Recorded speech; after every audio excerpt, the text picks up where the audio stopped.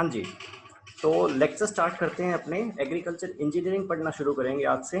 सबसे पहले मैं आपको देता हूँ सब्जेक्ट का इंट्रोडक्शन।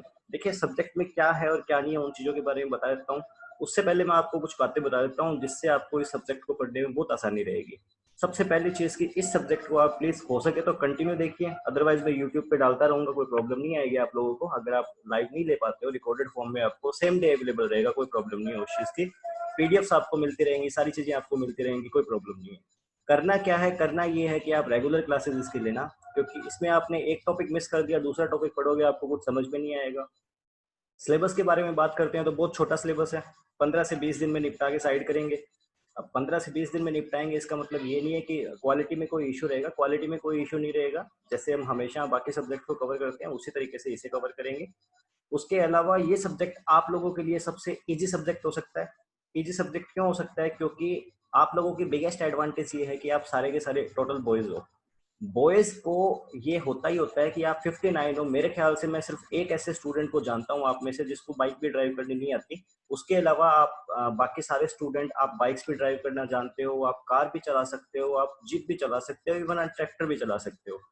अधिकांश आप में से एग्रीकल्चरल फैमिली से बिलोंग करते हैं, फार्मर फैमिली से बिलोंग करते हैं, तो उस वजह से आपने अधिकांश इम्प्लीमेंट देख रखे हैं। बहुत सारे स्टूडेंट ऐसे हैं जो खेतों में उन चीज़ों को खुद यूज़ भी करते हैं, तो आप लोगों को वो चीज़ समझना बहुत ईजी हो जाएगा। इसलिए आपके लिए ये subject the most easiest subject है। दूसरी चीज़, टफ क्या है अब इसमें? सर आपने ये तो बता दिया ये सब्जेक्ट में आसानी से हम क्यों इसे समझ पाएंगे, मुश्किल क्या है इस चीज़ में? मुश्किल इस चीज़ में ये है कि आपके लिए ये सब्जेक्ट बिल्कुल नया है। आपने आज से पहले इस सब्जेक्ट को कभी नहीं पढ़ा होगा, क्योंकि मेरे को पता नहीं है 11th-12th का जो सिलेबस आपका चेंज हो चुका है, आप जो क्लासेस लेकर के आए 11th-12th में उसमें ये पार्ट था या नहीं था, लेकिन मेरे अकॉर्डिंग शायद नहीं होना चाहिए। ठीक है, पक्का नहीं पता मुझे, लेकिन शायद नहीं होना चाहिए वहाँ पे। तो अगर वहाँ पे नहीं है, फिर आप नई चीज़ को पढ़ते हो तो वो आपके लिए एक काइंड ऑफ चैलेंज रह जाता है। अदरवाइज इसमें आपके लिए कोई चैलेंज नहीं रहेगा, आपके लिए सब्जेक्ट बहुत ईजी रहेगा। और मेरे यकीन करो कि ये सब्जेक्ट पढ़ने में आपको सबसे ज़्यादा इंटरेस्ट आएगा। इंटरेस्ट क्यों आएगा? क्योंकि आप इसमें वो चीज़ों को सीख पाओगे। देखो स्टडी में दो चीज़ें होती है, एक होता है थ्योरी, एक होता है प्रैक्टिकल। थ्योरी को रट्टा मारना ना बड़ा मुश्किल लगता है हमें, लेकिन वही चीज़ें जब हमें दुनिया में होती हुई दिखाई देती है ना, अगर जो हम किताबों में पढ़ के आए हैं वो चीज़ें हमने देखी है कि हाँ हो रही है, फिर अपने को वो चीज़ इंटरेस्टिंग लगने लगती है। तो ये सब्जेक्ट बस बस वैसा ही है। आप सारे लोगों के पास बाइक्स हैं, साइकिल्स है, कार्स है, स्कूटर्स हैं, तो उन सारी चीज़ों की हम इंजीनियरिंग पढ़ेंगे कि ये भैया चलती कैसे है, इंजन कैसे काम करता है। ठीक है, वो सारी चीज़ें पढ़ेंगे। ट्रैक्टर के बारे में पढ़ेंगे, ट्रैक्टर के अंदर क्लच क्या होती है, गियर क्या होता है, ठीक है, हाइड्रोलिक क्या होता है ट्रैक्टर के अंदर, वो बम डंपर वाली ट्राली क्या होती है, तो ये चीज़ें पढ़ेंगे। तो ये चीज़ें आपने बेसिक लाइफ में देख रखी है, तो इसलिए आपके लिए ये सब्जेक्ट बहुत ईजी रह जाता है। ठीक है, तो इस तरीके से सब्जेक्ट का इंट्रोडक्शन दे दिया। 15 से 20 दिन में अपना सारा सिलेबस कंप्लीट हो जाएगा। अगर आप ये 15 से 20 दिन क्लासेस सही तरीके से लेते हो तो एग्जाम से पहले आप आराम से सोते हुए चले जाना, आपको कोई प्रॉब्लम नहीं आएगी अगर आपने इन क्लासेस को ढंग से ले रखा है तो। क्योंकि इतना ही छोटा सा सिलेबस है और बड़ा ही प्यारा सा सिलेबस है, कुछ भी नहीं है इसमें ऐसा जो आपका दिमाग खराब करे, ठीक है, या आपको बहुत ज्यादा परेशान करे। तो लेक्चर स्टार्ट करते हैं अपने। इंट्रोडक्शन हो गया सब्जेक्ट का। हाँ जी, स्टार्ट करते हैं अपने farm power and farm power. पहला टॉपिक स्टार्ट करते हैं फार्म पावर से। इसमें क्या रहेगा, जनरल चीजें पढ़ेंगे फार्म पावर से संबंधित। सबसे पहली चीज तो ये समझ लेते हैं कि भैया फार्म पावर होती क्या चीज है। तो देखो फार्म पावर में बिल्कुल सिंपल कंसेप्ट है। फार्म का मतलब क्या हो गया? फार्म का मतलब हो गया आपका फील्ड, खेत, और पावर का मतलब क्या हो गया? शक्ति। यानी खेत में हमें काम करना है। खेत में ऐसा तो होगा नहीं कि लूडो खेलने जाएंगे, खेत में तो हम काम करने के लिए जाएंगे। तो खेत में काम करने के लिए जाएंगे तो वहां पे काम करेंगे, एनर्जी की रिक्वायरमेंट होगी नहीं होगी, शक्ति की जरूरत रहेगी नहीं होगी। ठीक है, तो बस वो कौन कौन सी शक्तियां हैं जिनको हम खेत में काम में ले सकते हैं, बस पहला टॉपिक हमारा इतना सा है। अब आप, मैं टॉपिक में आगे नहीं बढ़ता, मैं देख लेता हूँ आप में से कौन कौन ने ज्वाइन कर रखा है, फिर मैं उन्हीं से क्वेश्चन पूछता हूँ। देख लेता हूँ कोई मेरे को फार्मर फैमिली वाला लग रहा है इनमें से, तो सुनील से पूछते हैं। सुनील अनम्यूट करो अपने आप को। हाँ सुनील, आप मेरे को बताओ कि फार्म में आप, आपको काम करना है खेत में, आप कौन कौन सी चीजों से इस्तेमाल कर सकते हो? क्या आदमी काम कर सकते हैं क्या खेत में? नहीं सर, आदमी तो अपनी पावर लगाएगा, उसके लिए औजार भी तो चाहिए। हाँ औजार चाहिए, वो एक अलग बात है। यूँ तो ट्रैक्टर के पीछे भी आप हल जोड़ोगे ना, ठीक है, तो ट्रैक्टर अकेला थोड़ी करेगा। उसी तरीके से आदमी काम कर सकता है ना खेत में। आप हाँ सर। अगर मैं कहूँ तो लेबर हायर करते हो ना, आपके सिंपल लैंग्वेज में कहूँ तो दिहाड़िया बुलाते हो ना। तो वो क्या झाड़ियों। होगी? सबसे पहली पावर क्या यस होगी? सर। Human power. कि हाँ जी हम मनुष्य को काम में ले सकते हैं खेत में। उसके अलावा मुझे बताओ आप कोई मैकेनिकल पावर यानी कोई ऐसी चीज जो यंत्र से चलती हो, मशीन, मैकेनिक से क्या वर्ड निकल के आया, मशीन का, कोई मशीन यूज करते हो क्या खेत में? मशीन तो करते हैं ना सर, ट्रैक्टर कौन सी? वाल ट्रैक्टर खुद ही एक ट्रैक्टर, मशीन है। थ्रेसर। ट्रैक्टर मशीन ही है एक, तो हम ट्रैक्टर यानी कि मैकेनिकल पावर को यूज कर सकते हैं। इसको मैं ट्रैक्टर ना बोल के मैकेनिकल पावर बोल देता हूँ, इसको यूज कर सकते हैं। उसके अलावा कोई बिजली से चलने वाली चीज भी यूज कर सकते हैं क्या खेत में, जो लाइट से चलती हमने हो? तो हमने तो की नहीं सर। नहीं आपने नहीं की, लेकिन आपने पड़ोसी के या किसी रिश्तेदार के कहीं तो देखी होगी। क्या कोई मशीन से चलने, लाइट से चलने वाली चीज को यूज कर सकते हैं क्या खेत में? चलो पानी वाली मोटर यूज कर सकते हैं क्या, जो घरों में अपने यूज में लेते यस हैं, जो सर, लाइट यस से सर। चलती है, वैसी कोई चीज यूज कर सकते हैं खेतों में? इलेक्ट्रिक मोटर कर ट्यूबवेल सकते करते हैं हैं ना? ना सर, ट्यूबवेल। करते हैं, वेरी गुड। यानी कि हम इलेक्ट्रिक पावर को भी यूज कर सकते हैं खेतों में। उसके अलावा मुझे बताओ और भी कोई चीजें रह जाती है क्या जिनको हम खेतों में काम में ले सकते हैं और मैं यहाँ पे बोल नहीं रहा? ऐसे तो सोचो। बहुत है सर। अरे सबसे बड़ा चीज बताओ मुझे, बाकी तो सारी होगी ऑलमोस्ट। एक चीज अभी भी रह रही है जो चीज बहुत कॉमन है, लेकिन फिर भी हम उसको मिस कर रहे हैं यहाँ पे। हमने और सेंट दे दे सर जी। हमने आदमी को देख लिया, हमने मशीनों को देख लिया, अब कौन बच गया? जानवर बच गया। क्या जानवरों को यूज करते हैं क्या? Yes sir. बिल्कुल करते हैं, बेल वेल इन सबको यूज करते हैं। तो एनिमल पावर, ठीक है। तो बस इस टॉपिक में केवल इतना है। ये हमने टॉपिक शुरू नहीं किया, टॉपिक शुरू ना करने से पहले ही हमें इस चीज़ों के बारे में जानकारी है, फिर तो यार सब्जेक्ट इजी है, कोई मुश्किल बात नहीं है इसमें। ओके, और सब्जेक्ट रियलिटी में इजी है। तो ओके सुनील, अब हम लेक्चर अपना कंटिन्यू करते हैं। थैंक यू आपके इतना सहयोग करने के लिए।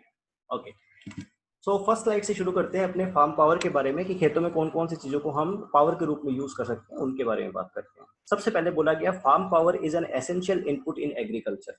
यानी इसको हिंदी में बोलेंगे कि जो फार्म पावर है वो क्या है, एक आवश्यक इनपुट है किसके अंदर, कृषि के अंदर, फॉर टाइमली फील्ड ऑपरेशन। अब ठीक है जी, आवश्यक तो है, लेकिन किस चीज के लिए आवश्यक है? इसको आप यूं समझो, आप घर वालों से पैसा मांगते हो कि मेरे को ना बहुत जरूरी पैसे की जरूरत है, तो घर वाले पूछेंगे ना भैया जरूरत तो है, वो तो ठीक है, लेकिन किस चीज के लिए जरूरत है? तो वही सेम चीज यहाँ पे है कि फार्म पावर जो है वो एग्रीकल्चर के लिए बहुत जरूरी है। लेकिन क्यों जरूरी है? इन चीजों के लिए जरूरी है। सबसे पहली चीज क्या होगी, टाइमली फील्ड ऑपरेशंस के लिए। यानी खेतों में हमें क्या करना पड़ेगा, टाइम से हमें करना पड़ेगा सारे के सारे फील्ड ऑपरेशन। फील्ड ऑपरेशन में कौन कौन सी चीजें आ गई, इसके अंदर आपकी बुवाई यानी टिलेज आ गया, इसके अंदर आपकी सोविंग यानी सॉरी जुताई यानी टिलेज आ गया, बुवाई यानी सोविंग आ गई। उसके अलावा इसमें आपकी इंटरकल्चरल ऑपरेशन, जिसको हम वीडिंग या होइंग भी बोल सकते हैं, ठीक है, और या निराई गुड़ाई बोल सकते हैं हिंदी में। उनके अलावा इसके अंदर पानी लगाना भी इसी का पार्ट हो गया एक तरीके से, इरिगेशन, ठीक है। उसके अलावा जो प्लांट प्रोटेक्शन पार्ट है, यानी कि जो कीट वीट आ गई या बीमारियां फैल गई, उसके लिए हमें स्प्रे करनी पड़ेगी, वो भी इसी में आ गई। उसके अलावा हार्वेस्टिंग आ गया, हार्वेस्टिंग के अलावा थ्रेसिंग आ गया, ठीक है। उसके अलावा चाहे तो प्रोसेसिंग को भी इसमें ऐड करना चाहो तो कर लो। लेकिन ये सारी की सारी जो चीजें हैं वो टाइमली है। ऐसा नहीं होगा कि मैं ये सोचूं कि यार दिसंबर में तो ना मेरे फर्स्ट सेमेस्टर के एग्जाम आ रहे हैं, अपन इस बार दिसंबर में हार्वेस्टिंग, अब मैं एज्यूम कर रहा हूँ कि कोई क्रॉप है जिसकी हार्वेस्टिंग दिसंबर में ही होनी है, ठीक है। या फिर यूं मान लो ना, अभी लेटेस्ट एग्जांपल लेते हैं, जैसे कोरोना आ रखा था, तो कोरोना में लॉकडाउन हो गया, सारा कुछ बंद हो गया, पूरा भारत बंद हो गया, एक तरीके से पूरा विश्व बंद हो गया। लेकिन फिर भी किसानों को तो खेतों में जाना पड़ा ना, किस चीज के लिए, हार्वेस्टिंग करने के लिए, ठीक है। क्यों जाना पड़ा? क्योंकि वो हार्वेस्टिंग का टाइम है, अगर आपने उस टाइम को मिस कर दिया, बाद में आपको इकोनॉमिकल लॉस झेलना पड़ेगा। ओके, तो ये टाइमली फील्ड ऑपरेशंस की बात है। उसके अलावा क्या बोला गया, फॉर इंक्रीजिंग प्रोडक्शन।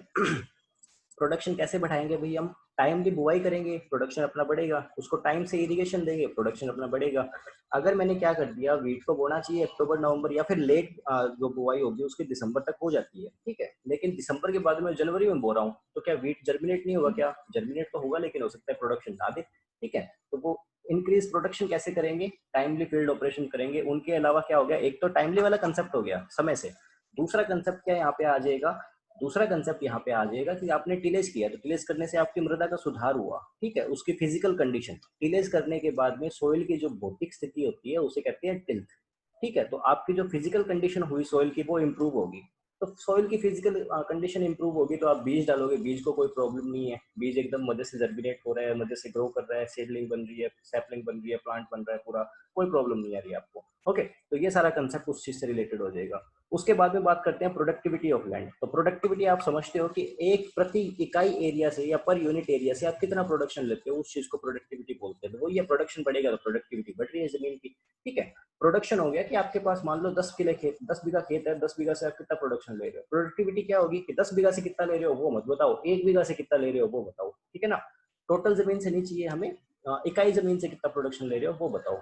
इसको इस तरीके से देख सकते हो कि एक ए बंदा है, एक बी बंदा है। ए बंदा कहता है कि मेरे तो ना 10 क्विंटल पर हेक्टेयर पर बीघा हुआ, ये कहता है मेरे भी 10 क्विंटल पर, ये कहता है मेरे 5 क्विंटल पर हेक्टेयर हुआ या पर बीघा हुआ, ठीक है। तो वो एक यूनिट के कंपैरिजन में बात करते हैं, वो बात है ये।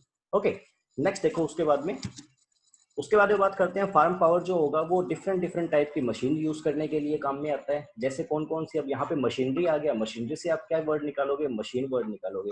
डिफरेंट डिफरेंट टाइप की मशीन यूज करने के काम में आएगा। कौन कौन सी मशीन, जैसे कि टिलेज करने के लिए, किसको काम में लेते हैं, हल को काम में लेते हैं। प्लांटिंग के लिए किसको काम में लेंगे, प्लांटर को काम में लेते हैं, ठीक है। प्लांट प्रोटेक्शन के लिए किसको काम मिलेंगे, स्प्रेयर वगैरह को काम मिलेंगे। उसके अलावा क्या आ गया, हार्वेस्टिंग, इसके लिए किसे काम में लेंगे, रिपर को काम में ले सकते हैं, दूसरे हार्वेस्टिंग टूल को काम में ले सकते हैं। थ्रेसिंग, इसके लिए थ्रेसर को काम में लेते हैं। इन सारी मशीनरीज के अलावा अब ये जो मशीनरीज है वो सारी की सारी रनिंग है, ध्यान रखना, ठीक है। यहाँ पे एक वर्ड आएगा स्टेशनरी, ये वर्ड आएगा, इस वर्ड को आप नोटिस करोगे तो इसका मतलब क्या होता है कि एक जगह पे रुकी हुई, ठीक है। अब यहाँ पे आप इससे पहले जितने भी मशीनरीज के बारे में बात करोगे, टिलेज के लिए हल काम में आएगा, तो हल को तो साथ साथ चलना पड़ेगा, ऐसा थोड़ी होगा हल को एक जगह ला करके खड़ा कर दिया और वो अपना काम वहां से करता रहेगा, नहीं, उसे चलना पड़ेगा, मूवमेंट करनी पड़ेगी उसे। प्लांटर को मूवमेंट करनी पड़ेगी, स्प्रेयर को मूवमेंट करनी पड़ेगी, हार्वेस्टिंग और थ्रेसिंग इनको मूवमेंट करनी पड़ेगी। अब आप कहोगे सर थ्रेसिंग में कैसे मूवमेंट करनी पड़ती है, तो भैया मैंने हार्वेस्टिंग और थ्रेसिंग को कंबाइन करके कंबाइन से यूज कर लिया, तो दोनों काम तो हो रहे हैं, मूवमेंट तो इनमें होगी ना, ठीक है ना, समझो इस चीज को।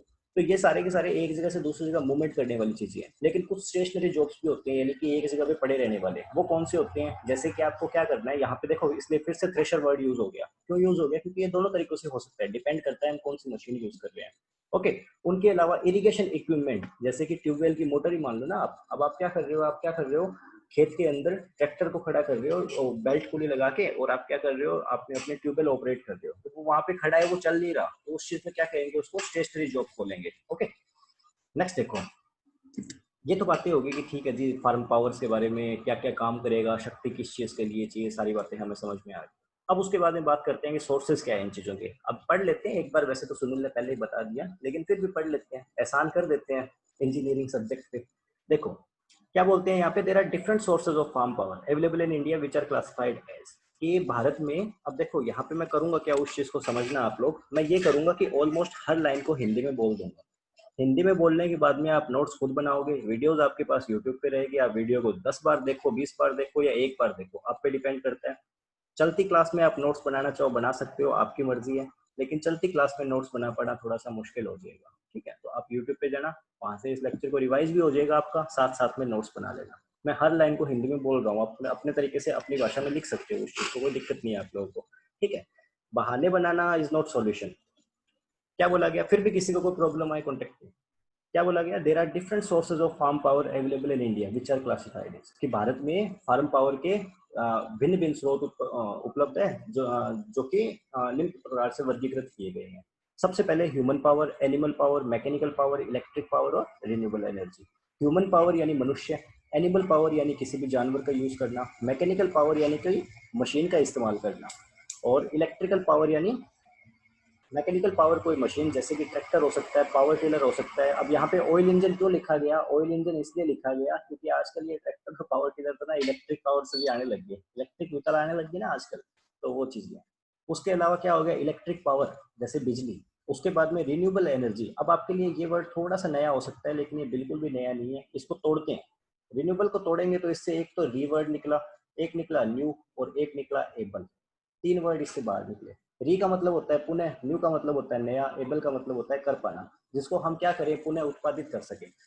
फॉर एग्जाम्पल मैं बात करता हूँ, मेरे पास एक बाइक है, उस बाइक में मैं गया पेट्रोल पंप वाले के पास और मैंने उसको बोला कि भैया 1 लीटर तेल डाल दे।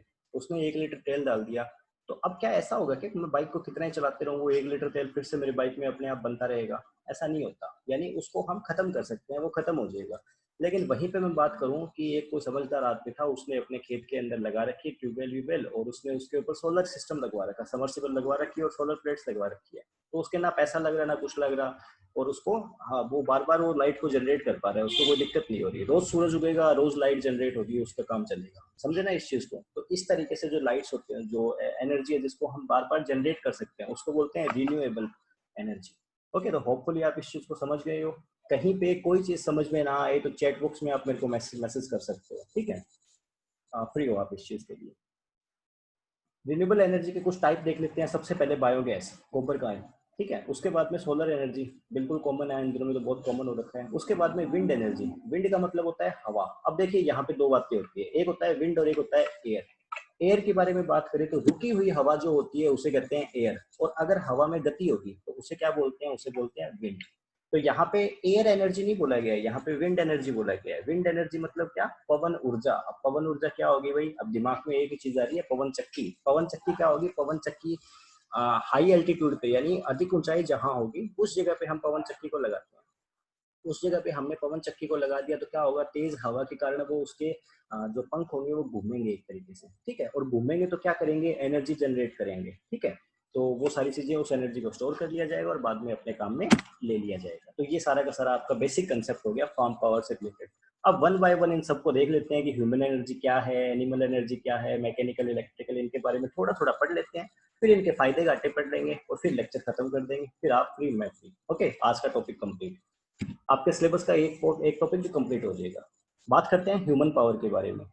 ह्यूमन पावर यानी मनुष्य की जो शक्ति है उसके बारे में। मनुष्य की शक्ति के बारे में बात करेंगे तो मेन सोर्स है स्मॉल इम्प्लीमेंट ऑपरेट करने का खेत के अंदर। यानी आ, आ, खेत को हिंदी में क्या बोलेंगे, खेत ही बोलेंगे ना। खेत को हिंदी में खेत बोलेंगे ना।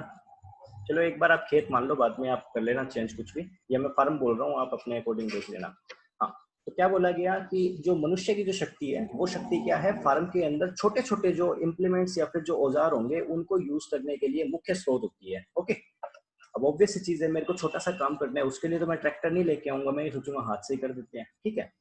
जैसे कि एग्जांपल अगर मैं इसको देना चाहूँ तो आप खेत से चारा काट के लेके आते हो डेली के लिए, तो उसके लिए बार बार ट्रैक्टर और रिपर वगैरह जोड़ते हो क्या? आप क्या करते हो कि ले यार दे वो मेरे को 45 दे, अभी मैं काट के ले जाता हूँ, थोड़ा बहुत ही तो चाहिए, डेली डेली का काम है, इसके लिए मैं क्या यूज करूंगा, ट्रैक्टर वगैरह या किसी एनिमल को। उसी तरीके से दूसरा चीज देखी जाए तो मनुष्य तो स्टेशनरी वर्क भी करता है, जैसे चाफ कटिंग। अब चाफ कटिंग वो चीज होगी जो मैंने आपको बोला है, सॉरी वो चीज नहीं है जो मैंने आपको बोला है, यहाँ पे इस चीज को समझना। जो खेत से काटने वाला था वो तो था हार्वेस्टिंग। अब उसको काटने के बाद में आप क्या करते हो, पूरा का पूरा प्लांट ऐसे दे देते हो क्या जानवरों को? ऐसे नहीं देते, आप क्या करते हो, कुत्ता काटने वाली मशीन का यूज करते हो। मैं आगे आपको दिखा दूंगा चाप कटर, फिर आपको समझ में आ जाएगा, जिनको समझ में नहीं आ रहा, लेकिन मेजोरिटी को समझ में आ चुका है। तो जो कुत्र काटने वाली मशीन होती है उसको बोलते हैं चाफ मशीन, और चाफ कटर, और उससे काटने को बोलते हैं चाफ कटिंग। तो ये खड़े खड़े करने वाला काम है, इसमें मूवमेंट कोई नहीं है। लिफ्टिंग यानी कुछ उठाने वाला काम, लिफ्टिंग वाटर सॉरी। और उसके बाद में थ्रेशिंग हो गया, विनोविंग हो गया, ये सारे कुछ काम है जो मैनुअल लेबर के द्वारा किए जा सकते हैं, ठीक है। अब यहाँ पे इन सारी चीजों में तो कुछ इंपॉर्टेंट था नहीं, इंपॉर्टेंट केवल इसके अंदर ये है। लेकिन यहाँ पे आप चीज को समझना कि ऊपर इंपॉर्टेंट नहीं था, अब इसका मतलब क्या है। आपके 2 नंबर 4 नंबर में ये क्वेश्चन भी आ सकता है ह्यूमन पावर, तो उसमें आपके पास कुछ होना चाहिए जो आप उसमें लिखो। तो वो लिखोगे क्या, ये ऊपर वाली बातें लिखोगे, लेकिन मेरे ख्याल से उसमें कुछ ऐसा रॉकेट साइंस नहीं है जो आप उसके लिए रट्टे लगाओ या आप बहुत ज्यादा परेशान हो। अब बात करते हैं, ये जो है वो थोड़ा सा साइंटिफिक है और थोड़ा इंपॉर्टेंट है, ठीक है। यहाँ पे बात करते हैं अपने कि एक एवरेज मैन, एक औसत मनुष्य, समझना इस चीज को, या औसत मैन आप इसको नर मानना, कि एक औसत नर जो होगा या एक औसत मनुष्य जो होगा वो अधिकतम कितनी पावर जनरेट कर सकता है, वो अधिकतम 0.1 हॉर्स पावर शक्ति उत्पन्न कर सकता है या शक्ति डेवलप कर सकता है खेत में काम करते टाइम। ये इंपॉर्टेंट है, आपको समझने की जरूरत है कि एक औसत आदमी जो होगा, एक एवरेज, एवरेज का मतलब क्या, हेल्थी, ठीक है, वो क्या करेगा, वो 0.1 हॉर्स पावर जनरेट कर पाएगा। ये मोस्ट इंपॉर्टेंट पॉइंट है आपके लिए, 1 नंबर के क्वेश्चन में आने की मैक्सिमम प्रोबेबिलिटी रहती है ऐसे पॉइंट्स की, ठीक है। और अगर 2 नंबर में भी ये क्वेश्चन या 4 नंबर में आ रहा है, आपने बाकी सारी बातें लिख दी, ये बात नहीं लिखी, फिर आपका क्वेश्चन अधूरा, आपका आंसर अधूरा माना जाएगा। ओके, तो होपफुली आपको ये चीज समझ में आ गई होगी। यहाँ पे मैं बहुत ज्यादा और आपको परेशान नहीं करना चाहता। जैसे अगर मैं बात करूँ एक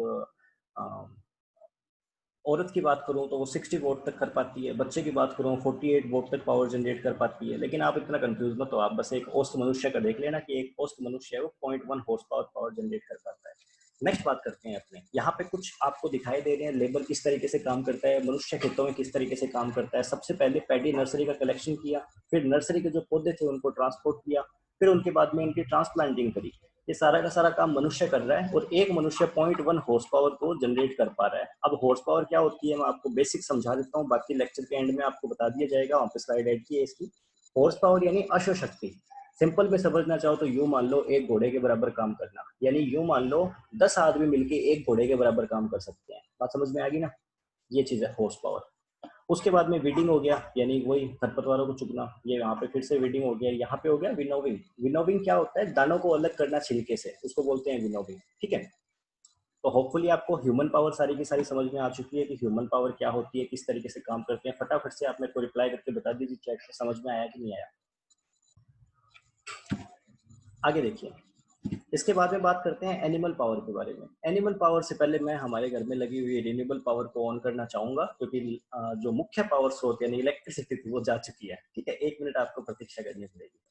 हाँ जी, तो हमारे टॉपिक से रिलेटेड ये जो आप मेरे पीछे बिजली देख रहे हैं, ये बिजली रिन्यूएबल पावर है। रिन्यूएबल पावर कैसे है? क्योंकि हमारे घर में लगी है सोलर प्लेट्स, और सोलर प्लेट्स से आ रही है, यानी कि हम उस पावर को रोज रोज जनरेट कर पा रहे हैं। ठीक है, तो वो क्या होगी? Renewable energy. बात समझ में आई ना? हर जगह इस सब्जेक्ट का सबसे बड़ा एडवांटेज ये है कि आप इसको हर जगह देख सकते हो, है यहाँ पे।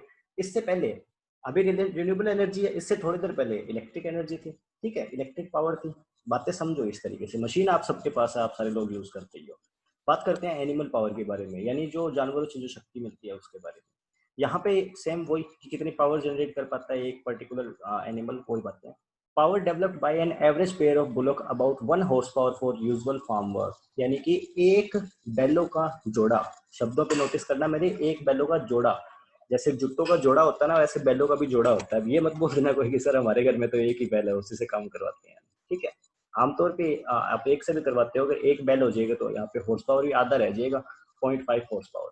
ठीक है, यहाँ पे क्या चीज बोल दी गई कि एक बैलों का जोड़ा होगा, वो खेत में काम करते समय औसत रूप से 1 हॉर्स पावर एनर्जी का उत्पादन कर पाता है, या 1 हॉर्स पावर पावर प्रोड्यूस कर पाता है। बात समझ में है ना ये?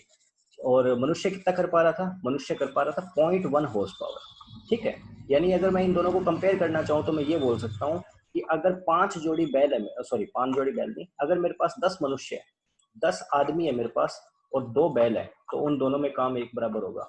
ठीक है ना? बात समझ में आई ना कि ये दोनों के दोनों की पावर एक जितनी तब होगी जब 10 आदमी है और केवल 2 बैल है। 2 बैल यानी एक जोड़ा बैल हो गए मेरे पास। समझना इस चीज को।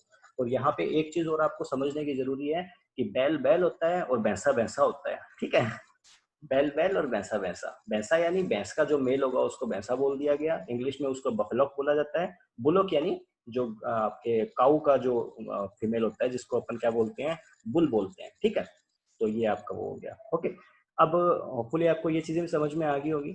उनके अलावा जो बुलक होते हैं यानी बैल होते हैं, वो किन किन कामों के लिए काम में लिए जाते हैं खेत में? ऑलमोस्ट सारे प्रकार के काम के लिए, और सारे सीजन के अंदर हम उनको यूज करते हैं। ठीक है, बैलों के अलावा दूसरे जानवर भी है, जैसे कि ऊंट हो गए, आपके भैंसे हो गए, या फिर घोड़े हो गए, या डंकी गधे हो गए, म्यूल्स यानी खच्चर हो गए, या फिर आपके एलिफेंट्स हाथी हो गए। उनको भी कुछ जगहों पे काम में लिया जाता है खेतों के अंदर। ठीक है, उसके अलावा अब ये वाला पॉइंट भी इंपॉर्टेंट है। क्या बोला गया कि the average force A draft animal can exert is nearly 1/10 of its body weight, यानी कि एक औसत जो बुलक होगा या औसत जो आपके बैल होगा, वो अपने शरीर के वजन का 10% फोर्स प्रोड्यूस कर पाता है।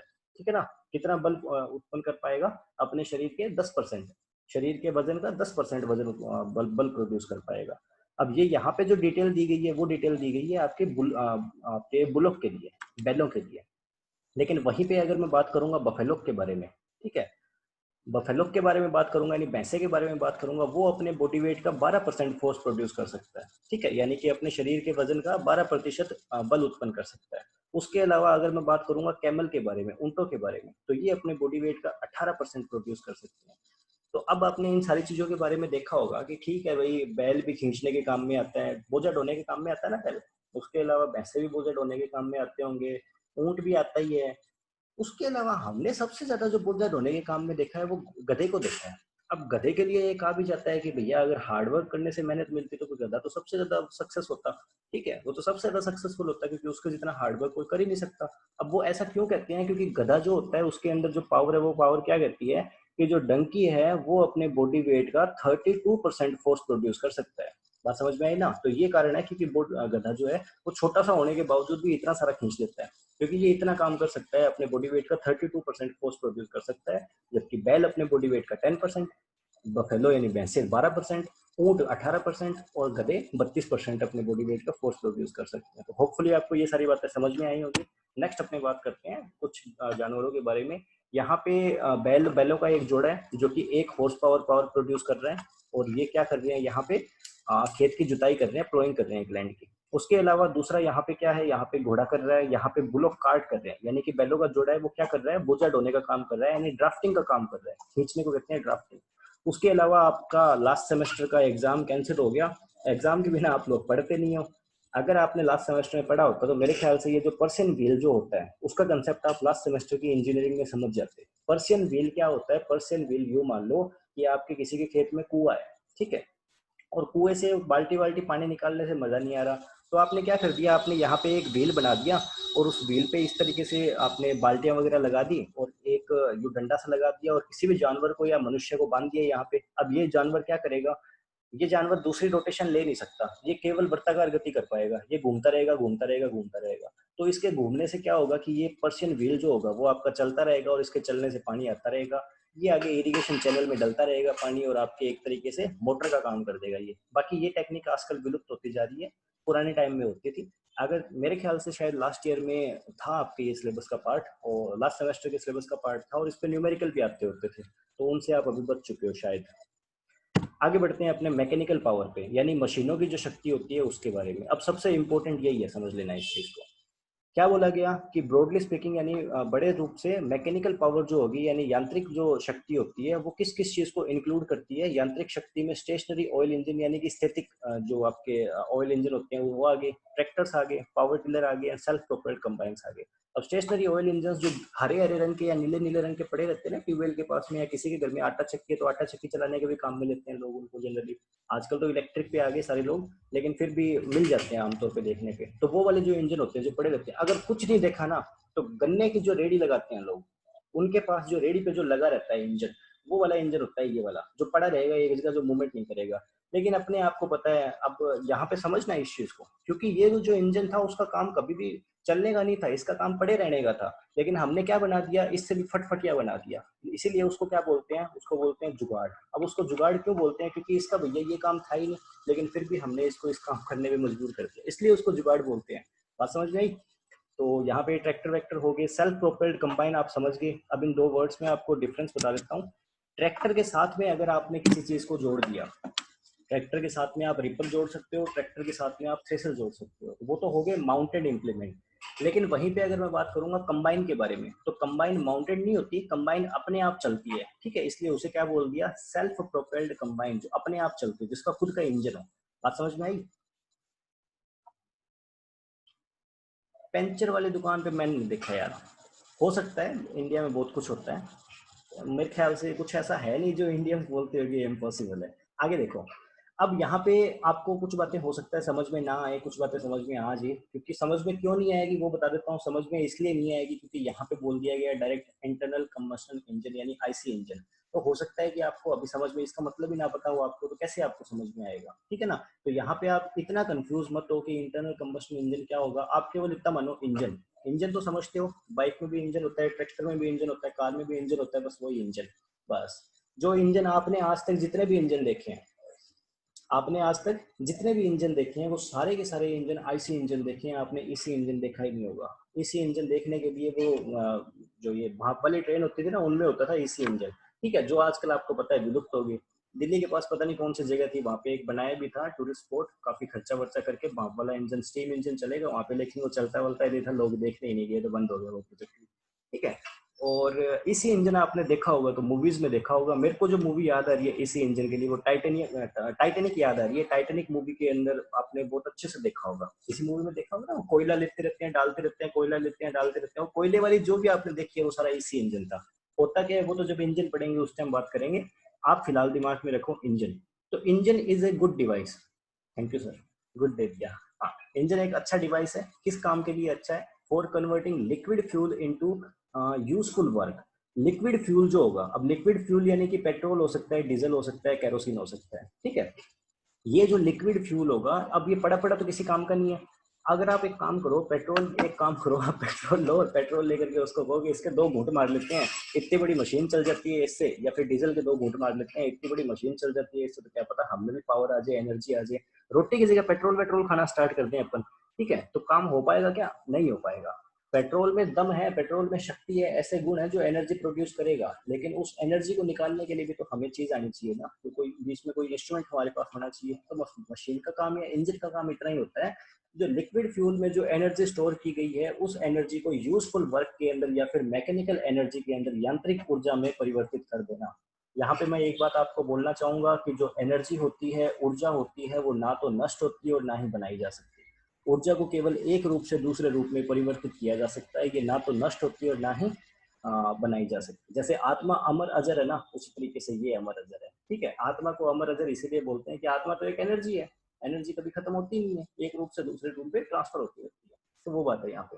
पेट्रोल में जो एनर्जी थी, हमने पेट्रोल को जला दिया और उससे जो एनर्जी मिली उस एनर्जी को किसके काम में ले लिया? मैकेनिकल एनर्जी के काम में ले लिया। अब यूं पेट्रोल में 1 लीटर पेट्रोल ले आऊं और उसमें तिला लगा दूं और वो जलने लग जाए और बोलो कि ये मैंने एनर्जी प्रोड्यूस कर दी, तो वो जो एनर्जी है वो एनर्जी इन्वायरमेंट में चली जाएगी हीट एनर्जी के रूप में। रूप तो उसका भी परिवर्तित हो जाएगा, लेकिन वो अपने किसी काम नहीं आ पाएगा, मतलब वेस्ट हो गया वो टोटल। अब आगे देखो, उसके बाद में बोला गया कि जो इंजन होते हैं वो दो तरीके के होते हैं। कौन से इंजन? IC engine. आप इसको शॉर्ट में बस इतना ध्यान रखना, आईसी इंजन। आईसी इंजन दो तरीके के होते हैं, एक स्पार्क इग्निशन इंजन और एक कंप्रेशन इग्निशन इंजन। आपको समझ में नहीं आएगा क्या होता है स्पार्क इग्निशन इंजन, क्या होता है कंप्रेशन इग्निशन इंजन। समझ में आएगा कब आएगा? जब टॉपिक पढ़ लेंगे तब आएगा। फिलहाल के लिए क्यों दिमाग पे इतना स्ट्रेस ले रही हो? मरना थोड़ी है, पढ़ना ही है। Spark ignition engine, compression ignition engine, ठीक है जी, समझ गए। या फिर अगर ऐसे नहीं समझ लिए तो पेट्रोल इंजन, डीजल इंजन। अब आपको पता है पेट्रोल वाले में लोग केरोसिन डाल के घपला कर लेते हैं, ठीक है ना। ट्रैक्टर में डालते नहीं डालते केरोसिन? जब बिजाई विजाई का टाइम आता है तो पेट्रोल के साथ में केरोसिन की मिलावट करते हो नहीं करते? ठीक है, तो कर लेते हैं, पेट्रोल इंजन में केरोसिन डाल लेते हैं लोग। उसके बाद में बात करते हैं थर्मल एफिशिएंसी के बारे में। अब यहाँ पे इसने तो बहुत मोटा सारा लिख दिया थर्मल एफिशिएंसी। मैं आपको इतना मोटा नहीं बताऊंगा, इतना मोटा मैं आपको तब बताऊंगा जब अपने पढ़ रहे होंगे। किस चीज को? इंजन को पढ़ रहे होंगे, उस टाइम मैं आपको पूरा डिटेल में बताऊंगा। फिलहाल तो मैं थर्मल एफिशिएंसी को एक ही चीज बोलना चाहूंगा, एवरेज। बताओ भैया, आप में से कोई फटाफट से बताओ कि एवरेज किसकी ज्यादा होती है, पेट्रोल कार की या डीजल कार की? चैट में बताओ फटाफट से, पेट्रोल कार की एवरेज ज्यादा रहती है डीजल कार की? हाँ जी, सुनील जी कह रहा है डी। और यार क्या कर रहे हो यार, क्या कर रहे हो? आप लोगों को नॉलेज नहीं है, नॉलेज नहीं है आप लोगों को। मैंने बोला पेट्रोल कार या डीजल कार। अब मैंने कार क्यों बोला? क्योंकि ऐसी कौन सी बाइक है जो डीजल पे चलती है, मेरे को बताओ। आप पेट्रोल बाइक की एवरेज मानते हो 40 की एवरेज होती है, 45 की है जी, 60 की है, ठीक है। पेट्रोल कार की एवरेज कब ज्यादा होती है? डीजल कार की एवरेज ज्यादा होती है। जिन जिन के घर में कार है वो अपने अपने पेरेंट्स से पूछना कि पेट्रोल कार की एवरेज ज्यादा होती है कि डीजल कार की एवरेज ज्यादा होती है। एवरेज ज्यादा मिलेगी हमेशा डीजल की।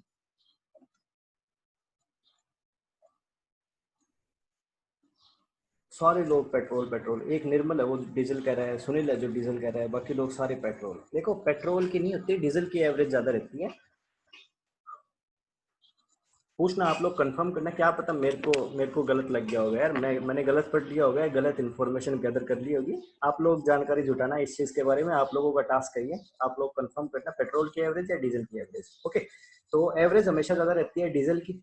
अब क्यों ज्यादा रहेगी? क्योंकि डीजल इंजन की थर्मल एफिशिएंसी ज्यादा रहती है। अब क्या होता है थर्मल एफिशिएंसी, क्या नहीं होता, वो तो इंजन पढ़ेंगे उस टाइम बात करेंगे। फिलहाल के लिए क्या है कि थर्मल जो डीजल है, डीजल इंजन है, उसकी थर्मल एफिशिएंसी 32 to 38% होती है। इंपॉर्टेंट डाटा है, याद कर लेना, बहुत इंपॉर्टेंट डाटा है। 1 नंबर 2 नंबर में पूछे जाने के काफी चांसेस है। वरना पेट्रोल इंजन और डीजल इंजन में डिफरेंस का तो क्वेश्चन आने के चांसेस है ही है, और वहां पे ये आपको डिफरेंस के तौर पे याद रखना पड़ेगा कि डीजल इंजन की thermal efficiency 32 to 38%, petrol engine की थर्मल एफिशिएंसी थोड़ी कम होती है, 25 से 32%। ओके, उसके बाद में अगर अपने बात करेंगे, हाँ, आपके पेट्रोल वाली है इसलिए आपको डीजल का पता नहीं है, और मैं आपको बता देता हूँ आपके पेट्रोल वाली क्यों है। क्योंकि गवर्नमेंट जो है वो डीजल गाड़ियों का काटने पे लगी हुई है इन दिनों, क्योंकि डीजल गाड़ी के अंदर पोल्यूशन ज्यादा रहता है, ठीक है, इसलिए वो पेट्रोल की तरफ शिफ्ट होने की कोशिश कर रही है। इवन मारुति सुजुकी ने तो डीजल गाड़ियां बनाना ही बंद कर दिया। ओके, तो वो सारी चीजें, लेकिन बात करेंगे डीजल बहुत जरूरी चीज है, ऐसा नहीं होगा डीजल बंद हो जाएगा। उसके बाद में बात करते हैं मॉडर्न डेज। आप लेकिन जिनके घर में पेट्रोल कार है वो अपने पेरेंट्स से एक बार पूछना, आपके पेरेंट्स आपको डेफिनेटली बता देंगे कि डीजल गाड़ी की एवरेज पेट्रोल से ज्यादा रहती है। अब फिलहाल इस पर कोई कमेंट नहीं आना चाहिए। उसके बाद में बात करते हैं मॉडर्न डेज के बारे में। बात करेंगे तो मॉडर्न डेज में ऑलमोस्ट जितने भी ट्रैक्टर और पावर टिलर है वो डीजल से ऑपरेट होते हैं। अब डीजल से क्यों ऑपरेट होते हैं? क्योंकि एक चीज है सोचने वाली कि अच्छा, एक और मैं आप लोगों से एक क्वेश्चन पूछता हूँ कि पेट्रोल गाड़ी ज्यादा पावर प्रोड्यूस करती है कि डीजल गाड़ी ज्यादा पावर प्रोड्यूस करती है? दमदार इंजन किसका होगा, पेट्रोल का या डीजल का? एवरेज तो समझ में आ गई, ठीक है जी, एवरेज तो डीजल की ज्यादा रहती है। दमदार इंजन किसका होगा, पेट्रोल का होगा या डीजल का होगा? दो लोग कहते हैं डीजल का, तीसरा कहता पेट्रोल का। डीजल का, डीजल का, पेट्रोल का देखो, दमदार इंजन हमेशा डीजल का होगा, ध्यान रखना, ठीक है। दमदार इन द सेंस जिसके अंदर पावर ज़्यादा हो। लेकिन फिर आप कहोगे कि सर हम तो ना कई बार गाड़ी लेके आते हैं तो हम ये बोलते हैं कि पेट्रोल कार लेकर के आए हैं, और उस पर थोड़ा सा प्राउड फील भी करते हैं। तो वो प्राउड फील दो कारणों से करते हो आप, या तीन कारणों से करते हो। सबसे पहली चीज़, पेट्रोल कार जो है वो इको फ्रेंडली रहती है थोड़ी डीजल के कंपेरिजन में, इसलिए पेट्रोल कार का जो गवर्नमेंट की तरफ से फिटनेस सर्टिफिकेट है वो 15 सालों का दिया जाता है, डीजल कार का 10 सालों का दिया जाता है, ठीक है। आप उसको री रजिस्ट्रेशन करवा सकते हो, लेकिन वो काफ़ी ज़्यादा पछड़े वाली चीज़ है, इसलिए लोग इनिशियल तौर पे 15 सालों का करवाने में खुश रहते हैं, एक कारण।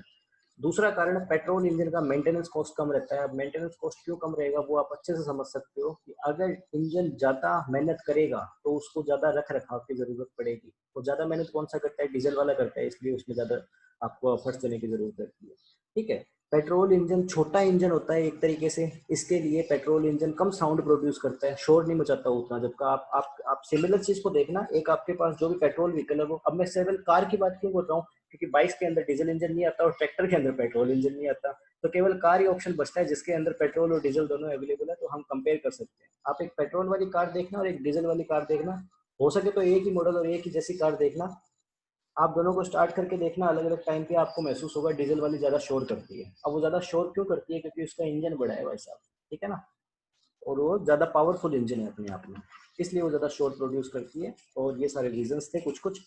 तो अब ट्रैक्टर हमें तो इसीलिए चाहिए कि भैया ट्रैक्टर में दम होना चाहिए, बिना दम वाले ट्रैक्टर का क्या करेंगे? कल को किसी के साथ में वो करना पड़ गया तो, अब मेरे को उन चीज़ों का नाम तो नहीं पता खैर, लेकिन वो करते हैं ना, एक ट्रैक्टर एक साइड हो गया, दूसरा एक साइड हो गया, बीच में रस्सी वस्सी लगा के वो करते हैं कॉम्पिटिशन सा, वैसा कुछ ड्रैग रेस बोलते हैं क्या उसको शायद, या वैसे कुछ। तो इस तरह की ड्रैग रेस तो अलग चीज़ होगी मेरे ख्याल से, मेरे को नॉलेज नहीं है इन चीज़ों का, लेकिन वो करते हैं ऐसा कुछ, दो ट्रैक्टर कर लिए, बीच में रस्सा सा लगा लिया और कंपटीशन करने लग गए। तो वैसा कुछ करना पड़ जाए तो हमारा ट्रैक्टर दमदार तो होना चाहिए ना, कम से कम दमदार इसी चीज के लिए होना चाहिए। बाकी हमें क्लेश से क्या मतलब है? हमें क्या मतलब कि हमें डिस्क प्लाउ भी कभी यूज करना पड़ेगा, हमें कभी और चीजें भी यूज करनी पड़ेगी। ओके, तो जोक्स अपार्ट, ट्रैक्टर से आपको फील्ड में ऑपरेशंस करने पड़ते हैं, आपको प्लाऊ भी मारने होंगे, आपको टोई भी मारनी होगी। मैं प्लाऊ और टोई इसलिए बोल रहा हूँ ताकि आप कोऑर्डिनेट कर पाओ। टोई is equal to disc plough, plough is equal to plough, ठीक है। तो ये सारी चीजें होगी, आजकल डीजल के आने लग गई, ये बातें आपको मैंने बोल दी।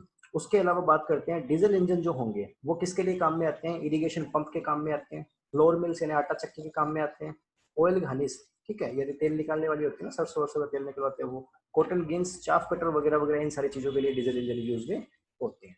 उसके बाद में बात करते हैं अपने कुछ इंजन के बारे में। ये स्लाइड में आपको ना धुंधली धुंधली दिखाई देगी सारी चीजें। अब धुंधली क्यों दिखाई देगी? ऐसा नहीं कि स्लाइड में इंटरनेट क्वालिटी में कोई इश्यू है, धुंधली इसलिए आपको लगे क्या बातें हैं, क्या लिखा गया है यहाँ पे, किन चीजों की फोटोज है ये, क्या हो रहा है ये? ओके, क्यों लगेगा ऐसा? क्योंकि आपने इन चीजों को अभी पढ़ा नहीं है। एक बार आप इंजन पढ़ लोगे उसके बाद में आपको ये चीजें इतनी शानदार लगेगी, आप पूछना हो। और रियल में ये सब्जेक्ट बहुत इंटरेस्टिंग है अपने आप में। बात करते हैं टू स्ट्रोक इंजन के बारे में। और ये सॉरी, ये टू स्ट्रोक इंजन हो गया। अब होते क्या है टू स्ट्रोक, बिल्कुल मत पूछना, बस एक बार के लिए होता है यूँ मान लो। एक चीज़ हमेशा ध्यान में रखना, आप जिस भी व्यक्ति से पढ़ रहे हो, अगर आप उससे कुछ ज्ञान लेना चाह रहे हो तो आपको उस पर भरोसा करना जरूरी होता है। तो बिलीव मी, भरोसा करो मुझ पर। ओके, क्या बोला गया यहाँ पे? टू स्ट्रोक इंजन क्या होता है नहीं पता, ठीक है, ओके, काम चल जाएगा। टू स्ट्रोक इंजन क्या होता है नहीं समझ में आ रहा, काम चल जाएगा। 18 सिलेंडर 18 सिलेंडर वाला टू स्ट्रोक इंजन क्या होता है जी? ये और कॉम्प्लिकेशन बढ़ा दिया, यहाँ पे स्ट्रोक स्ट्रोक कह रहे थे तो सिलेंडर भी बोलने लग गए, ये क्या होता है नहीं समझ में आ रहा, काम चल जाएगा। Four stroke engine plus pump, यहाँ ये देखा तो हुआ है लेकिन ये स्ट्रोक स्ट्रोक वाली बात समझ में नहीं आ रही, बस देखा हुआ है बस, ठीक है, कोई बात नहीं, देखा हुआ है, काम चल जाएगा। थ्रेसर, ये तो देखा हुआ है ना, ये थ्रेसर ये देखा हुआ है, बस ओके, चल जाएगा आपका काम। तो यहाँ पे क्या है कि आपको इंजन से रिलेटेड बातें थोड़ी कम समझ में आएगी। क्यों कम समझ में आएगी? क्योंकि ये पूरा का पूरा टॉपिक आपको पढ़ना पड़ेगा, उसके बाद में आप इन स्लाइड्स पे आना, आपको एक भी चीज़ ऐसी नहीं होगी जो समझ में नहीं आएगी, इस चीज़ की मैं लिखित तौर पे गारंटी देता हूँ। ओके, कुछ डिफरेंट टाइप के ट्रैक्टर्स है यहाँ पे, अलग अलग टाइप के ट्रैक्टर है। ट्रैक्टर का क्लासिफिकेशन भी हम जब पढ़ेंगे उस टाइम आपको समझ में आएगा कि ट्रैक्टर भी अलग अलग टाइप के होते हैं, ठीक है। बाकी आप नॉर्मली आप सारे लोग समझते हो, अगर मैं बोलना चाहूँ तो एक महिंद्रा का डीआई ट्रैक्टर है और एक महिंद्रा का अर्जुन ट्रैक्टर है, दोनों में डिफरेंस है ना। क्या डिफरेंस है? पावर का डिफरेंस है। अर्जुन बड़ा ट्रैक्टर है, डीआई थोड़ा छोटा ट्रैक्टर है, ठीक है। हॉर्स पावर का डिफरेंस है, वो हो सकता है 50-55 के आसपास हो या 45 हॉर्स पावर हो, मेरे को एग्जैक्ट नहीं पता, अलग अलग मॉडल्स होते हैं, अलग अलग सीन करता है, लेकिन 45 से तो ऊपर ही रहेगा। वो उतने हॉर्स पावर का होगा, हो सकता है डीआई जो वो 30-35 या 35 के आसपास रहेगा मेरे ख्याल से, 40 भी नहीं हो पाता। उतने पावर का रहेगा। तो हॉर्स पावर के आधार पे अलग अलग होता है। फिर एक और होता है ना, वो मेरे को उसका नाम उसका भी नहीं पता, जो महिंद्रा का एक छोटा ट्रैक्टर आता है, यहाँ पे आप ये वाला देख सकते हो, इस टाइप का महिंद्रा का एक ट्रैक्टर आता है जिसको लोग मजाक में महिंद्री महिंद्री बोलते हैं। ठीक है, तो वो छोटा ट्रैक्टर हो गया, तो वो भी हो गया, और बड़ा ट्रैक्टर भी आता है। ओके, तो इस साइड से अलग अलग टाइप के ट्रैक्टर्स हो सकते हैं, उन सारों का क्लासिफिकेशन आपके सिलेबस का पार्ट है, उस चीज को भी हम अच्छे से पढ़ेंगे, लेकिन उस टॉपिक में पढ़ेंगे। फिलहाल के लिए इतना देख लिया बहुत है। ये पावर टिलर है, होपफुली आपने कभी ना कभी मंडी में पड़े हुए देखे होंगे, क्योंकि सारे लोगों का मंडी में आना जाना रहता है, वहाँ पे इंप्लीमेंट्स वाली जो दुकान रहती है उस पर कोई ना कोई पावर टिलर पड़ा देखा ही होगा आपने, वरना हम दिखा देंगे। उसके बाद में बात करते हैं इलेक्ट्रिक पावर के बारे में, यानी जो तारों वाली बिजली करंट के बारे में। तो इलेक्ट्रिक पावर है जो क्या है, यूज मोस्टली बंदा इलेक्ट्रिक मोटर्स के काम में लेते हैं इसको। आज के टाइम में हम जो इलेक्ट्रिक ट्रैक्टर वगैरह, जैसे ईवी का कंसेप्ट आ गया आजकल। ईवी का कंसेप्ट क्या है, इलेक्ट्रिक व्हीकल का कंसेप्ट। तो ये कंसेप्ट जो है वो अपने काम का नहीं है खेतों में। हम क्या करेंगे, इलेक्ट्रिक व्हीकल को अगर मैंने खेतों में ला करके खड़ा कर दिया, तो वो दम प्रोड्यूस कर पाएगा क्या?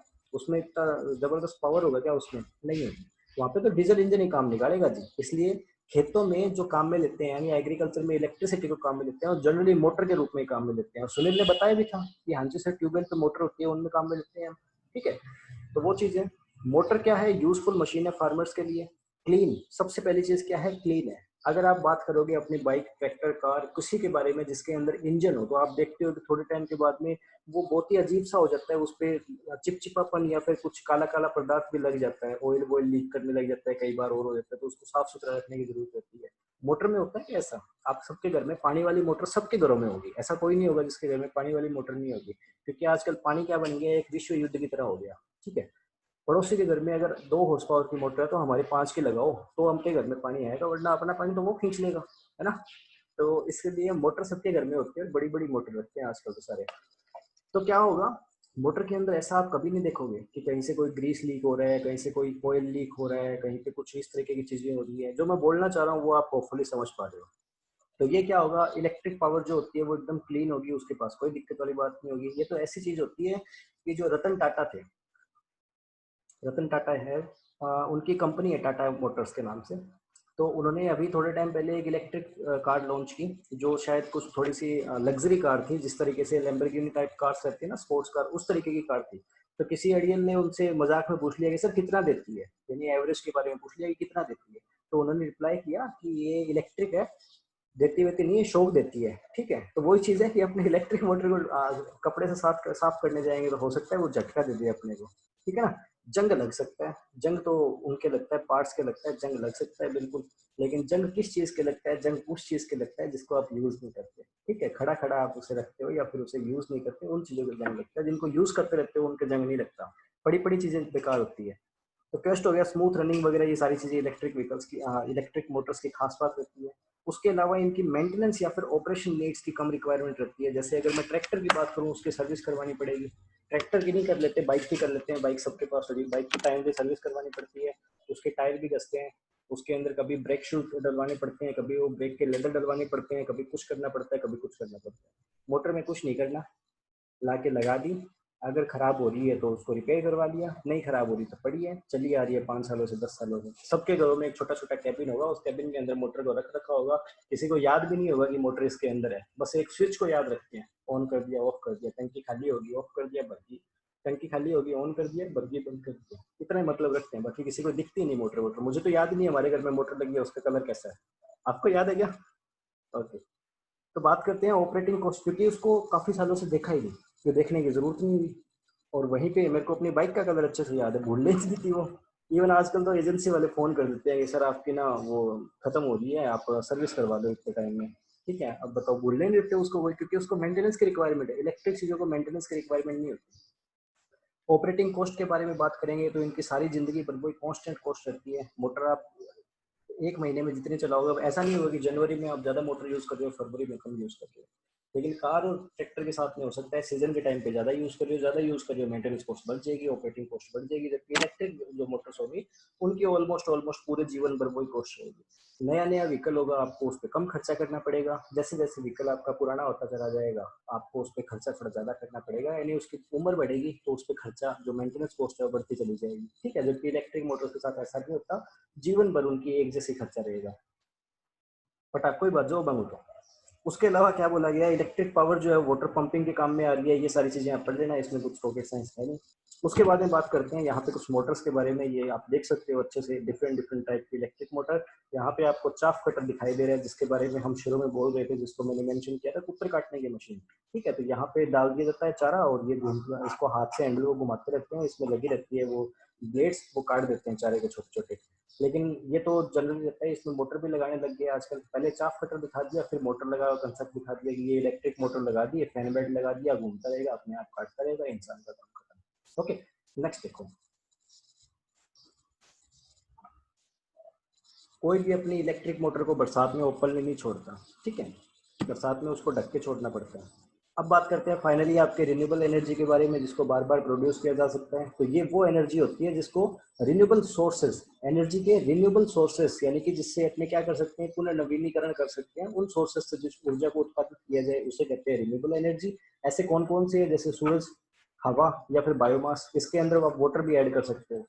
ठीक है, एक पता नहीं कौन से एग्रीकल्चर मिनिस्टर थे, पता नहीं कौन से राजस्थान के थे शायद, उनका एक, या कोई थे यार, मेरे को याद नहीं है अभी प्रॉपर, उनका एक स्टेटमेंट आया था, वो काफी वीडियो वायरल भी हुई थी, कि आपने पानी से सारी लाइफ निकाल ली, पानी में तो कुछ रहा ही नहीं, और अब उस पानी को आप खेतों में दे रहे हो इरिगेशन करने के लिए। ठीक है, तो ऐसा कुछ उस पर थोड़ा सा मजाक वाली वीडियो बनी थी। तो होता क्या है, पानी से निकालने का कंसेप्ट, पानी से निकालने का वही कंसेप्ट होता है, आपको पता है पानी चलता रहेगा तो उसमें एक फोर्स रहती है, तो वो उसी तरीके से पवन चक्की वाले तरीके से लगा देते हैं एक पंखा टाइप से, और वो गिरता रहता है पानी, तो पंखा घूमता रहता है, घूमता रहता है, एनर्जी प्रोड्यूस करता है। तो वो सिंपल कंसेप्ट होता है और कुछ नहीं है।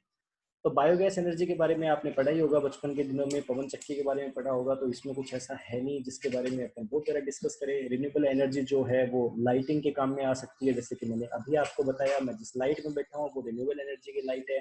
कुकिंग के काम में आ सकती है, बायोगैस से जो गैस बनेगी उससे आप अपना सिलेंडर बनवा सकते हो। वाटर हीटिंग के काम में आ सकती है, और इन सारी चीज़ों के काम में आ सकती है, इलेक्ट्रिसिटी जनरेशन वगैरह के काम में आ सकती है। ध्यान रखने वाली चीज क्या है कि ये जो एनर्जी है वो इनएग्जॉस्टिबल होती है। इस वर्ड को आप थोड़ा सा अच्छे से पढ़ लेना, इनएग्जॉस्टिबल। इनएग्जॉस्टिबल का मतलब क्या होगा, जिसे एग्जॉस्ट नहीं किया जा सकता। एग्जॉस्ट का मतलब क्या होता है, जिसे खत्म कर देते हैं अपन, उसको कहते हैं एग्जॉस्ट कर देना, कि हाँ इसको यूज कर दिया, खत्म हो गया ये। ठीक है, जल गया, ठीक है, कोयला अगर जल गया, आप जलने के बाद में उसको बोल सकते हैं कि एग्जॉस्ट हो गया भाई साहब, इसको हमने यूज कर लिया। जबकि ये क्या होती है, इनएग्जॉस्टिबल, कि इसको आप खत्म नहीं कर सकते। सूरज से तो असीम ऊर्जा आती रहेगी, कैसे रोकोगे उसको, वो रोक दिया तो दुनिया रुक जाएगी। उसके बारे में बात करते हैं, डिफरेंट सोर्सेस सोलर एनर्जी के। तो ये हिस्ट्री विस्ट्री इस तरीके से आप इसको देख सकते हो, डायग्राम तो बड़ा अच्छा डायग्राम है। उसके अलावा यहाँ पे सोलर पैनल आपको दिखाई दे रहे हैं, विंड मिल यानी पवन चक्की आपको दिखाई दे रही है, बायोगैस के कुछ प्रोजेक्ट दिखाई दे रही है, और फिर से पवन चक्की दिखाई दे रही है। तो होपफुली आपको ये सारी बातें क्लियर होंगी। उनके बाद में कुछ इनके यूजेस क्या होंगे वो बात कर लेते हैं। सोलर एनर्जी जो होता है उसे सोलर ड्रायर, लेंटर, कुकर, इन सारी चीज़ों के काम में ले सकते हैं। विंड एनर्जी को वाटर पंपिंग के काम में ले सकते हैं, इलेक्ट्रिसिटी जनरेशन के काम में ले सकते हैं। विंड एनर्जी यानी पवन चक्की वाली। बायोगैस यानी कि गोबर गैस वाली, इसको आप गैसीफायर से काम में ले सकते हो गैस प्रोड्यूस करने के लिए, या फिर आप इसका पायरोलाइसिस करके लिक्विड फ्यूल भी प्राप्त कर सकते हो, बायोगैस प्राप्त कर सकते हो आप इससे। टाइडल एनर्जी यानी ज्वार भाटा से जो एनर्जी मिलती है उसको आप लाइट प्रोड्यूस करने के काम में ले सकते हो। जियो थर्मल एनर्जी, जियो थर्मल एनर्जी क्या होती है आपको बता देता हूँ। जियो का मतलब होता है मृदा यानी कि भू, ठीक है, जमीन वाले हिस्से को बोलते हैं जियो। अब आप लोगों को पता है कि ये अपनी पृथ्वी है। आप में से अच्छा मेरे को एक चीज बताओ, ऐसे कितने लोग हैं जो बचपन में ये सोचते थे कि हम जो पृथ्वी प्लेनेट है गोल गोल, उस प्लेनेट के अंदर रहते हैं, ऊपर नहीं रहते? कितने लोग हैं ऐसे? मैं मानता था ऐसा, मेरे को ऐसा लगता था कि हम प्लेनेट के अंदर रहते हैं, ऊपर रहेंगे तो हम गिर नहीं जाएंगे।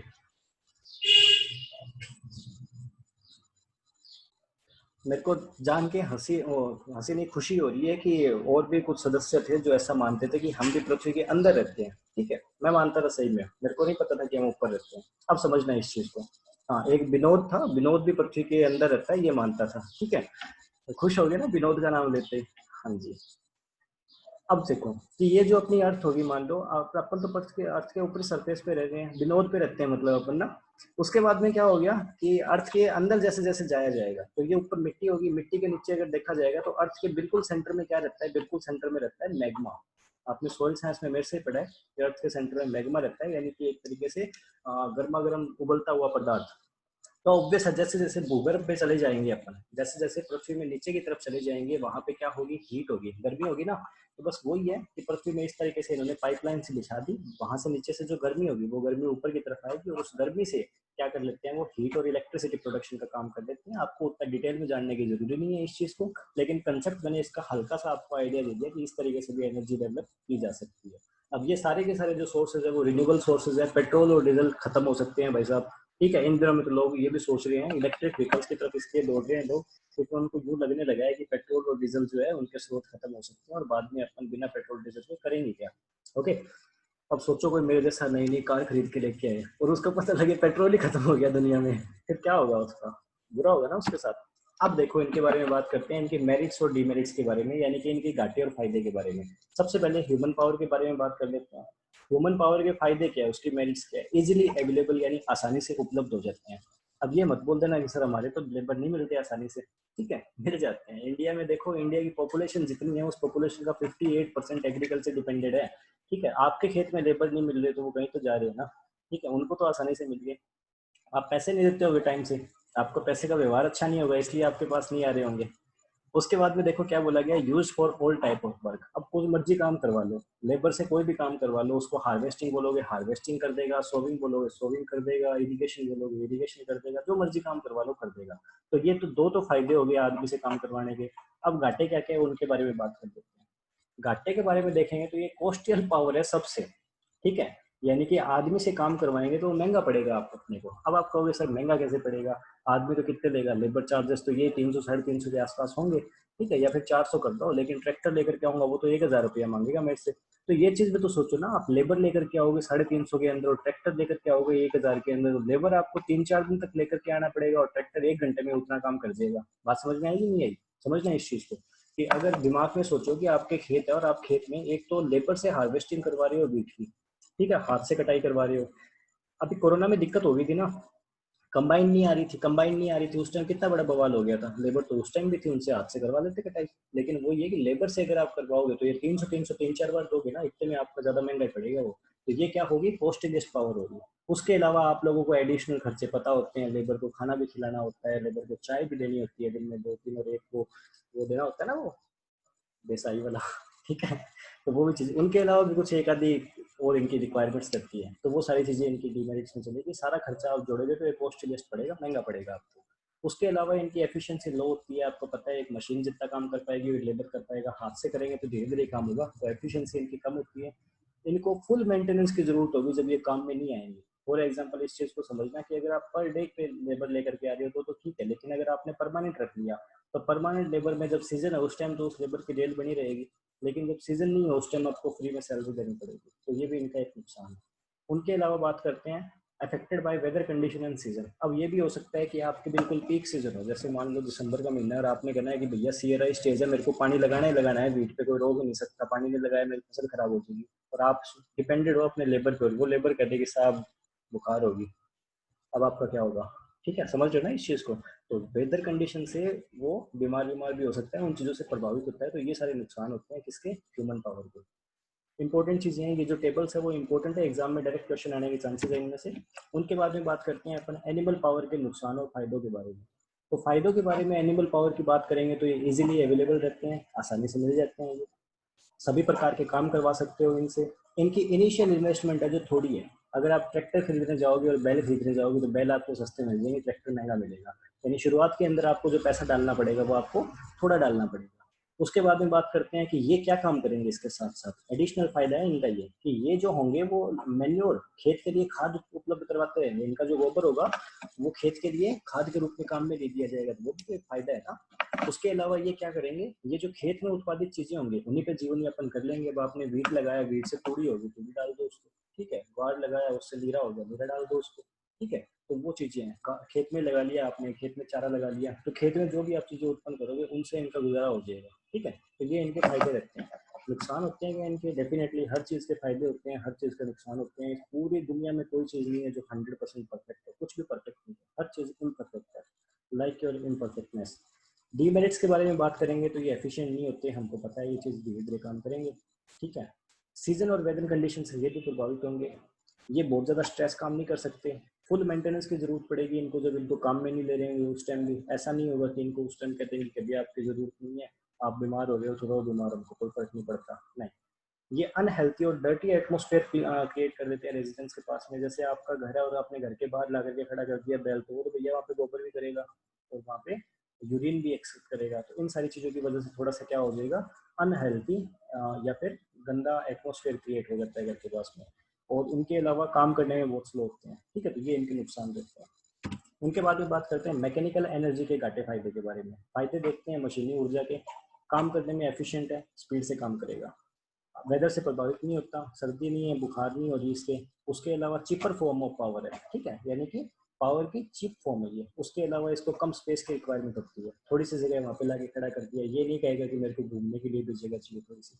डीमेरिट्स की बात करेंगे, इनिशियल इन्वेस्टमेंट इनके अंदर ज़्यादा रहती है, इनिशियल इन्वेस्टमेंट में ज़्यादा रहती है। हाँ जी, आगे कंटिन्यू करते हैं कि डीमेरिट्स के बारे में बात हो रही थी, यानी कि नुकसान के बारे में बात हो रही थी मैकेनिकल पावर की। इनिशियल कैपिटल इन्वेस्टमेंट में ज़्यादा खर्च करनी पड़ेगी। ट्रैक्टर लेने जाएंगे जी 6-7 लाख के आसपास आएगा, पुराना लेंगे तो भी जी 2-3 लाख लग जाएगा। ठीक है, तो इनिशियल इन्वेस्टमेंट ज़्यादा रहेगी इसकी। फ्यूल कॉस्टली रहता है, सबसे बड़ी दिक्कत ही यही है यार कि फ्यूल कॉस्टली रहता है। ठीक है, उसके अलावा बात करते हैं कि रिपेयर और मेंटेनेंस। अभी तो पेट्रोल 90 के आसपास हो रखा है ना, देखो यार कितने बुरे हालात हो रखे हैं। डीजल भी इन दिनों तो बराबर की टक्कर ले रहा है। रिपेयर और मेंटेनेंस के बारे में बात करेंगे तो उसको टेक्निकल नॉलेज की रिक्वायरमेंट है। अगर आपने क्या किया, जैसे अगर मैं यहाँ पे ट्रैक्टर के बारे में ज़्यादा ना बोल के कार के बारे में बोल देता हूँ। कार में जो इंस्ट्रूमेंट क्लस्टर होता है, अब इंस्ट्रूमेंट क्लस्टर अगर आप नहीं समझ गए तो जो स्पीडोमीटर होता है जिसके अंदर मीटर आपका जैसा चीज़, वहाँ पे बहुत सारी लाइट्स ही रहती है। तो आप ड्राइव करते हो, उनमें से कोई भी लाइट अगर ऑन है तो वो आपको सिग्नल दे रही है कि भैया गाड़ी में प्रॉब्लम है। उन गाड़ी का आप सिंबल देख के आप समझ सकते हो कि गाड़ी में क्या प्रॉब्लम है और उस प्रॉब्लम को रिपेयर करवा सकते हो। लेकिन क्या हो कि अगर आपको टेक्निकल नॉलेज ही ना हो, केवल आपको इतना पता हो कि हाँ चाबी घुमाई, क्लच दबाया, गियर लगाया, क्लच छोड़ी, रेस दी, चलो, ठीक है, एक्सीलेट किया, चलो, इतना ही नॉलेज हो अगर आपको व्हीकल के बारे में, तो मामला हो सकता है कि गड़बड़ भी हो जाए। मेरा एक फ्रेंड था, उसके साथ मामला गड़बड़ हो भी गया था। उनका कूलेंट का साइन आ गया था कि कूलेंट लेवल लो हो गया, उन्होंने फिर भी गाड़ी को दौड़ाए रखा, उनका टर्बो खराब हो गया, उनका फटका पड़ गया 60-70 हज़ार के आसपास। ठीक है, तो वो दिक्कतें हो सकती है अगर आपको उनके मेंटेनेंस का जो टेक्निकल नॉलेज है वो टेक्निकल नॉलेज ना हो तो फिर प्रॉब्लम हो भी जाए। अब मान लो खराब होगी, कोई दिक्कत वाली बात नहीं, आप तो ओनर हो, आप कोई इंजीनियरिंग करके थोड़ी बैठे हो, फिर आपको ये भी दिक्कत आएगी कि उसको रिपेयर करने के लिए आप हर किसी के पास नहीं लेके जा सकते। ऐसा नहीं हो सकता कि हाँ विक्रम सर ने हमको इंजीनियरिंग पढ़ाई थी तो इनको ठीक करना आता होगा, ट्रैक्टर लेके उनके घर चलो, मैं नहीं कर पाऊंगा वो। ठीक है, वो मैकेनिक ही कर पाएगा और उसी फील्ड का स्पेशलिस्ट मैकेनिक ही कर पाएगा। ठीक है, नेक्स्ट बात करते हैं। उसके बाद में क्या हो गया, इलेक्ट्रिक पावर के बारे में बात करेंगे। तो उसके अंदर मेरिट्स और डीमेरिट्स के बारे में बात करते हैं इलेक्ट्रिक पावर की। इलेक्ट्रिक पावर क्या हो गया, सबसे चीपेस्ट फॉर्म है पावर की, सबसे सस्ता पड़ता है ये, हाई एफिशिएंसी है इसकी। अब ये जो हाई एफिशिएंसी वाली बात है वो बात मैं आपको समझाऊंगा जब मैं डीजल इंजन और पेट्रोल इंजन की थर्मल एफिशिएंसी के बारे में बात करूंगा ना, उस टाइम मैं ये बताऊंगा कि इलेक्ट्रिक व्हीकल की हाई एफिशिएंसी कैसे होती है। ठीक है, not affected by season, season से कोई फर्क नहीं पड़ता। मेंटेनेंस और कॉस्ट और ऑपरेटिंग कॉस्ट इनकी बहुत कम होती है। नुकसान, इनिशियल कैपिटल इन्वेस्टमेंट ज़्यादा रहता है, शुरू शुरू में ज़्यादा खर्चा करना पड़ेगा मोटर लगाने पे।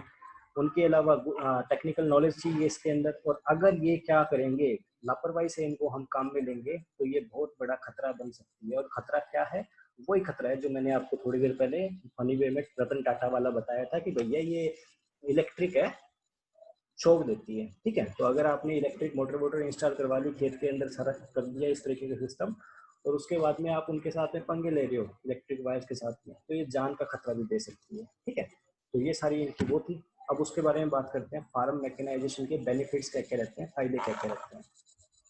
सबसे पहली चीज टाइमलेस ऑफ ऑपरेशन के, जो अपने जो भी काम है वो टाइम से हो जाएंगे, ऐसा नहीं होगा कि उसमें टाइम ज़्यादा लगेगा।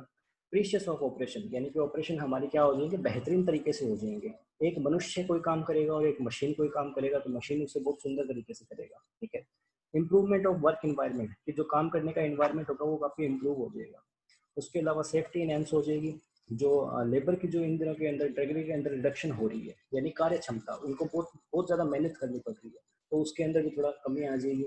आप अपने एक तो खेत फार्मर वाले को बोल दो कि भैया बैलों से आप सारे के सारे खेत को जोतो। ठीक है, लोग रखते हैं ना, मतलब पार्टनर रख लेते हैं जिनको अगर लोकल में बोलना चाहूँ, 4 या 5 या 8 लोग। ठीक है, तो वो क्या कर लेंगे, उनको आप रख लोगे, तो रखने के बाद में उनको काम करने का बोलोगे और आप उनको काम करने के लिए बैल दोगे, तो बैल दोगे वो सही से काम नहीं कर पाएंगे, उनकी जो कैपेसिटी है वो कैपेसिटी प्रभावित होगी। लेकिन उन्हीं को आप ट्रैक्टर ला करके दे देते हो तो वो बड़े मजे से कर पाएंगे काम, तो लेबर के लिए भी आसानी रहती है। आपके फूड और जो उनके प्रोडक्ट्स है उनके जो लॉस हो रहा है उनमें भी इसमें बचत हो सकती है, क्योंकि अपने मैकेनिकलाइजेशन करके मैकेनाइजेशन से प्रोडक्शन बढ़ा सकते हैं, प्रोडक्टिविटी बढ़ेगी ज़मीन की, इकोनॉमिक रिटर्न्स बढ़ेंगे फार्मर्स के, और फार्मर की डिग्निटी बढ़ती है। डिग्निटी का मतलब क्या होता है, एक तरीके से उसका गर्व या फिर आत्मसम्मान, इस तरह की चीज़। ठीक है, प्रोग्रेस और प्रोस्पेरिटी होती है रूरल एरिया के अंदर, कि रूरल एरिया अब क्या कर रहा है, प्रोग्रेस करेगा, उन्नति की राहों पे चलेगा। इसीलिए मैकेनाइजेशन की बहुत सारी स्किल्स डेवलप की जा रही है और मैकेनाइजेशन बहुत जरूरी है। तो ये तो फायदे हो गए मैकेनाइजेशन के, यानी कि यंत्रीकरण के फायदे हो गए, यंत्रों के उपयोग करने के फायदे हो गए। नुकसान होंगे कि नहीं होंगे इसके? नुकसान भी होते हैं। नुकसान नहीं होते एक्चुअली इसके अंदर आती है बाधाएं। क्या आती है इसमें? बाधाएं कि जी फायदे हैं इतने तो ले आओ ट्रैक्टर। अब भैया ट्रैक्टर ले तो आवा, लेकिन ट्रैक्टर ले आवा क्या हूँ, पैसा को नहीं। ठीक है, केवल क्या पैसा ही मैटर करता है या उसके अलावा और भी कोई चीज मैटर करती है, उनके बारे में बात करते हैं। तो ये आपके सामने कुछ इनमें आने वाली बाधाएं हैं, या फिर जिन्हें कॉन्स्टेंट बोल सकते हैं या लिमिटिंग फैक्टर्स भी बोल सकते हैं। ठीक है, बात करते हैं वन बाय वन इनके बारे में। हाँ जी, सबसे पहली चीज तो होगी स्मॉल लैंड होल्डिंग। अब किसी के पास पैसे की प्रॉब्लम नहीं है, इसके पास प्रॉब्लम है क्योंकि ट्रैक्टर ले तो आए पर जमीन 2 बीघा है। ठीक है, 2 बीघे जमीन के लिए या आधे हेक्टेयर जमीन के लिए मैं क्यों ट्रैक्टर लेकर के आऊँ? ठीक है, उसकी बात भी सही है कि हर आधे हेक्टेयर जमीन के लिए या 2 बीघा जमीन के लिए ट्रैक्टर लाने का कोई मतलब नहीं है। ठीक है, तो वो दिक्कत आएगी। अब स्मॉल लैंड होल्डिंग कैसे है? जैसे मान लीजिए किसी के पास में 100 बीघा जमीन है। ठीक है, उसके 2 बच्चे हो गए, दोनों के पास 50-50 रह गए, इन दोनों के 2-2 हो गए, दोनों के पास 25-25 रह गए, इनके पास हो गए, अब इनके पास 12.5 रह गए, इनके पास हो गए तो वो 6-6 पर पहुंच गए, उनके बच्चे होंगे तो उनके 3-3 पहुंच गए। इस तरीके से जमीन छोटी होती चली जाती है। ठीक है, इसीलिए यूनिटी में स्ट्रेंथ होती है, ध्यान रखना इन चीजों का। अगर आपके पास बड़ी जमीन हो तो आप बड़ी जमीन के इम्प्लीमेंट्स भी खरीद सकते हो, आपके पास में पावर रहती है। ठीक है, अदरवाइज दिक्कतें रहती है। उनके बारे में बात करते हैं। ये सबसे इम्पोर्टेंट कारण है भाई, फार्म मैकेनाइजेशन में इंडिया में फार्म मैकेनाइजेशन नहीं हो पा रहा, उसका सबसे बड़ा कारण ये है, ध्यान रखना इस चीज को। दिखने में छोटा लग रहा है लेकिन ये सबसे बड़ा और सबसे इम्पोर्टेंट कारण है। Less investing capacity of farmers. अगर मैं बात करूँ ना अपने ऑस्ट्रेलिया जैसे कंट्री के बारे में, तो वहाँ पे एक बंदे के पास में या तो जमीन बिल्कुल ही नहीं है। ठीक है, और अगर उसके पास जमीन है तो उनके पास इतनी जमीनें हैं कि आप ट्रैक्टर को सुबह इस डायरेक्शन से इस डायरेक्शन में प्लॉइंग करना स्टार्ट कर दो और वो शाम तक वापस घूम के, यानी एक चक्कर लेकर के यहाँ तक पहुंच पाएगा। इतनी बड़ी बड़ी जमीनें हैं उनके पास में। अब इतनी बड़ी बड़ी जमीनें अगर उनके पास में है तो वो बड़े से बड़ा ट्रैक्टर यूज कर सकते हैं वहाँ पे। ठीक है, अपने यहाँ पे तो जो ट्रैक्टर देखे नहीं होंगे उस टाइप के बड़े से बड़े ट्रैक्टर्स वहाँ पे यूज कर सकते हैं, क्योंकि उनके पास में जमीनें बड़ी बड़ी है, कोई दिक्कत नहीं है उनको। अपने पास में अगर बहुत बड़ा ट्रैक्टर ले आएंगे तो जमीन पे खड़ा ही नहीं हो पाएगा पूरी तरीके से। थोड़ी जमीनें हैं अपने पास में, छोटी छोटी जमीनें हैं। और ऐसा भी है कि इन चीज़ों को समझना, किसी के पास में मान लीजिए 25 बीघा जमीन है भी, तो उनके पास में टुकड़ों में है, 4 बीघा कहीं पे है, 2 बीघा कहीं पे है, 3 बीघा कहीं पे है, तो वो भी एक दिक्कत वाली बात रह जाती है। ठीक है, तो इसलिए हम कर नहीं पाते मैकेनाइजेशन हाई लेवल पे। उसके बाद में क्योंकि वही है ना, ट्रैक्टर चलेगा उसको घूमने के लिए तो जगह चाहिए, कि मेड बनानी पड़ेगी, ये चीजें करनी पड़ेगी, तो उन चीजों में थोड़ी बहुत जमीन तो हमारी कट हो जाएगी, तो वो दिक्कतें आती है। उसके अलावा less investing capacity of farmers, के जो किसान हैं वो इन्वेस्ट कम कर सकते हैं, उनकी उतनी क्षमता नहीं है कि वो बहुत बड़ा इन्वेस्टमेंट कर पाए। उनके अलावा adequate availability of draft animals. ठीक है, कि ड्राफ्ट एनिमल्स जो हैं उनकी बहुत ज़्यादा मात्रा में उपलब्धता है। उपलब्धता, मान लो मेरे पास बैल है, तो बैल है तो वो बैल मेरे को मेरा काम करवा रहे हैं, मेरा चलो काम मेरा सस्ते में हो रहा है, लेकिन मेरे को कमी तो महसूस नहीं होने दे रहे ना। ठीक है, तो कभी महसूस नहीं होने दे रहे, इस चीज़ के लिए मैं ट्रैक्टर के बारे में सोचता ही नहीं। जानवर ही बहुत ज़्यादा मात्रा में उपलब्ध है, अपने दिमाग में नहीं आता। क्योंकि एक चीज़ को समझना, आवश्यकता ही आविष्कार की जननी होती है। जब हमको किसी चीज़ की कमी महसूस होगी तभी हम उस चीज़ के बारे में सोच पाएंगे, वरना नहीं सोचते। उसके बारे में बात करते हैं, lack of suitable farm machine for different operation, की अलग अलग फार्म ऑपरेशंस के लिए, अलग अलग कार्यों के लिए सुटेबल मशीन उपलब्ध नहीं होती, ये भी एक दिक्कत है। Lake of repair and servicing facilities for machine, की जो मशीन की सर्विस फैसिलिटीज है उसमें भी दिक्कत आती है। आप लोग इस चीज़ को समझना कि कुछ लोग जाते हैं कि इलाहाबाद जा रहे हैं किस चीज़ के लिए, कि हमारे थ्रेसर में ये प्रॉब्लम आ गई उसको ठीक करवाने के लिए। ऐसा नहीं है कि उस थ्रेसर की रिपेयरिंग हमारे बिल्कुल लोकल इन्वायरमेंट में हो रही है। ठीक है, टाइम ज़्यादा लगता है, टाइम ज़्यादा लगता है। फिर सबसे पहली चीज़ ये होगी ना स्मॉल लैंड होल्डिंग, जिनके पास में ऑलरेडी ज़मीन छोटी है। एक सेकंड रुकना। टाइम वाली बात के लिए आप बोल रहे हो कि सर ये जानवर अगर अवेलेबल है उनको टाइम ज़्यादा लगेगा, तो टाइम ज़्यादा लगेगा तो ये तो पहले ही कह दिया ना, ज़मीन छोटी थोड़ी है। अब मेरे पास है 2 बीघा ज़मीन, लगेगा 2-3 दिन, क्या फ़र्क पड़ रहा है। ठीक है, मेरे को कौन सा बैल किसी से उधार मांग के लेके आना है। हाँ जी, lack of trained manpower, कि ट्रेंड मैन पावर नहीं है हमारे पास। उनके अलावा कोऑर्डिनेशन नहीं है ऑर्गेनाइजेशन के बीच में। मशीनों की कीमतें हैं जो बहुत ज़्यादा है, हाई कॉस्ट ऑफ मशीन्स, की मशीन बहुत महंगी महंगी आती है। उनके अलावा मशीन की क्वालिटी कंट्रोल नहीं हो पाती, तो हल्की क्वालिटी की मशीन हमें चिपका देती हैं, इस तरीके से बहुत सारी दिक्कतें आती हैं। तो ये कुछ एक कारण है जिन कारणों के कारण फार्म मैकेनाइजेशन के मार्ग में बाधाएं उत्पन्न होती है, या फिर ये लिमिटिंग फैक्टर्स है फार्म मैकेनाइजेशन के। होपफुली यहाँ तक आपको सारी बातें समझ में आई होंगी। उसके बाद में हम बात कर लेते हैं कुछ एक इंपॉर्टेंट टर्म्स के बारे में। 10 मिनट और लगेंगे, फिर आपकी आज की क्लास खत्म। बात करते हैं सबसे पहले फोर्स के बारे में। अब यहाँ पे मजा आएगा आपको। फोर्स, हिंदी में कहते हैं फोर्स को बल। क्या होता है बल? बल भैया एक इनविजिबल एजेंट है, यानी कि एक अदृश्य शक्ति होती है बल। ठीक है, जो हमेशा क्या काम करता रहेगा, हमेशा आपको एक स्टेट से दूसरी स्टेट में परिवर्तित करने के लिए मजबूर करता रहेगा। अब स्टेट का मतलब ये नहीं राजस्थान से हरियाणा पे, स्टेट का मतलब होता है एक स्थिति। ठीक है, आपको टिक के बैठने नहीं देगा। जैसे कि अगर मैं मजाक में कहना चाहूँ तो कई आप करते हो ना कि आप आराम से बैठे बैठे फोन में पबजी खेल रहे हो, और आपके छोटे भाई या मम्मी डैडी या चाचा ताऊ जो भी है वो आपको बार बार टोके जाए, तो आप उनको कहते हैं ना क्यों कुचरनी कर रहे हो। वो जो कुचरनी है, ठीक है, वो चीज़ क्या होती है, एक तरीके से इनविजिबल एजेंट है वो। ठीक है, वो दिखाई नहीं देती कि कैसे क्या हो रहा है। अब इस चीज़ को दूसरे शब्दों में आप समझना कि मान लो आप खड़े हो, मैं आया, मैंने आपको धक्का दिया, तो मैंने आपको धक्का दिया तो आप पीछे की तरफ गिरोगे, डेफिनेटली गिरोगे। लेकिन क्या पीछे से कोई खींच रहा है क्या आपको? आपको कोई दिखाई दे रहा है पीछे की तरफ खींचोगे? पीछे पीछे की तरफ से आपको कोई खींच रहा है, ऐसा कोई दिखाई दे रहा है आपको? नहीं दिखाई दे रहा। कोई नहीं है, फिर भी आपको पीछे की तरफ से कोई खींच रहा है ऐसा महसूस होता है। तो वो जो इनविजिबल एजेंट है उसको बोलते हैं अपने फोर्स।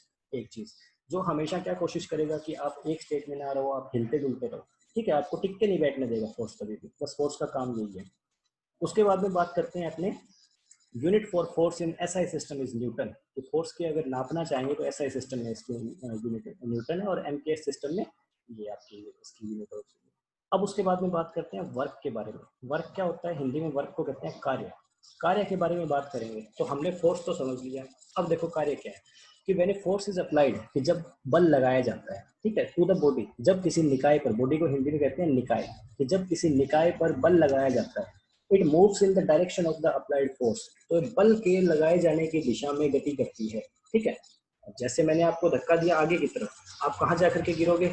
आगे की तरफ। ठीक है, मेरी मेरी साइड नहीं गिरोगे आप। मैंने जिस दिशा में आपको धक्का दिया है उस दिशा में गिरोगे।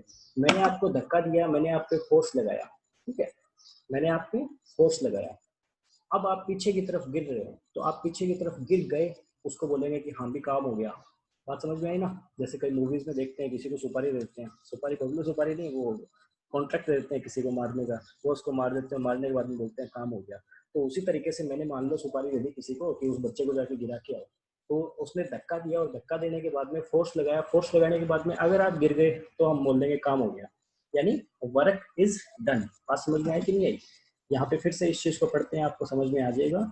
When a force is applied to the body, कि जब किसी निकाय पे बल लगाया जाता है, it moves in the direction of the applied force, तो वो निकाय क्या करेगा? बल लगाए जाने की दिशा में गति करेगा। Then work is said to be done, तब कार्य पूर्ण माना जाएगा। कार्य पूर्ण हो गया यह कहा जाएगा। बात समझ में आई? वर्क क्या होता है समझना इस चीज को। अगर मान लो आपके सामने एक नॉर्मल मनुष्य खड़ा है, आपने उसे धक्का दिया, यानी आपने क्या लगाया? फोर्स लगाया। अब आप पे डिपेंड कर रहा है आपने कितनी जोर से धक्का लगाया, यानी कितना फोर्स लगाया। बात समझ में आई? आपने फोर्स लगाया, फोर्स लगाए जाने के बाद में क्या हुआ? ये पीछे की तरफ गिर गया, तो हमने बोल दिया काम हो गया भैया। अब नॉर्मल आदमी का गिर गया, वहीं पे हमने क्या किया? सुपरमैन को ला करके खड़ा कर दिया। सुपरमैन पे आपने जोर से उसको पीछे की तरफ धक्का दिया, वो तो हिला ही नहीं आपसे। ठीक है, तो अब माना जाएगा कि हाँ आपने फोर्स लगाया पर काम नहीं हुआ। बात समझ में आई कि नहीं आई? काम कब माना जाएगा? जब आप फोर्स लगा रहे हो और वो मूवमेंट करेगा, तब माना जाएगा काम पूरा हो गया। बात समझ में आई? तो फोर्स और बल किस तरीके से एक दूसरे से रिलेटेड है। अब समझना इस चीज को, फिर से वही सुपरमैन वाला कंसेप्ट समझना। एक तो आपने क्या किया? इस आदमी को धक्का दिया पीछे की तरफ, या मुक्का मारा आपने इसको, मुक्का मारा तो थोड़ी सी दूर जाकर के गिरा। वही क्या था? सुपरमैन ने इसको मुक्का मारा। तो मूवीज में नहीं देखते वो विलेन के मुक्का मारता है, वो 4-5 बिल्डिंगें तोड़ते हुए फिर जाकर के गिरता है वहां पे। ठीक है, तो वो देखो अब उसके फोर्स कितना था। तो आप दोनों में डिफरेंस क्या है कि सुपरमैन ने जो फोर्स लगाया वो फोर्स बहुत ज्यादा था, आपने जो फोर्स लगाया वो फोर्स आपने कम था, बात समझ में आई। लेकिन जितना भी आप फोर्स लगाओगे उस फोर्स के अनुसार वो कुछ दूरी पे जाकर के गिरेगा, बात समझ में आई। तो फोर्स और दूरी ये दोनों चीजें आपस में रिलेटेड होगी, और कितनी दूरी पे जाकर के गिरेगा उसी को तो हम काम कहते हैं। तो काम को नापने की यूनिट क्या रहती है, न्यूटन मीटर। न्यूटन का मतलब क्या हो गया, फोर्स कितना लगाया है, फोर्स न्यूटन में आपने, मीटर का मतलब क्या हो गया, दूरी कितनी होगी। शॉर्ट में इसको एन डैश एन लिख दिया गया। वर्क डन के बारे में बात करेंगे तो कार्य का फॉर्मूला क्या हो गया, फोर्स इनटू डिस्टेंस ट्रेवल, कि हमने कितना आप पे ताकत लगाई, कितनी जोर से मुक्का मारा या कितनी जोर से धक्का दिया, और आप कितनी दूर जाकर के गिरते हैं, बात समझ में। तो ये जो चीज होगी उसको बोलते हैं कार्य। उसके बाद में एक छोटी सी चीज और पढ़ लेते हैं पावर के बारे में, कि पावर क्या होती है। पावर क्या होगी, कार्य करने की क्षमता। कि ठीक है जी, कार्य तो आप कर पा रहे हो, ठीक है, काम तो आपने कर दिया। जैसे मान लो कि मैंने आपको कहा कि यहाँ पे एक ये बहुत बड़ा कोई चीज है, कोई अलमारी पड़ी है यहाँ पे, ठीक है, और आपको क्या करना है, इस अलमारी को इस मोमेंट से, इस लोकेशन से आपको हटा के इस मोमेंट पे ला करके रखना है, ठीक है।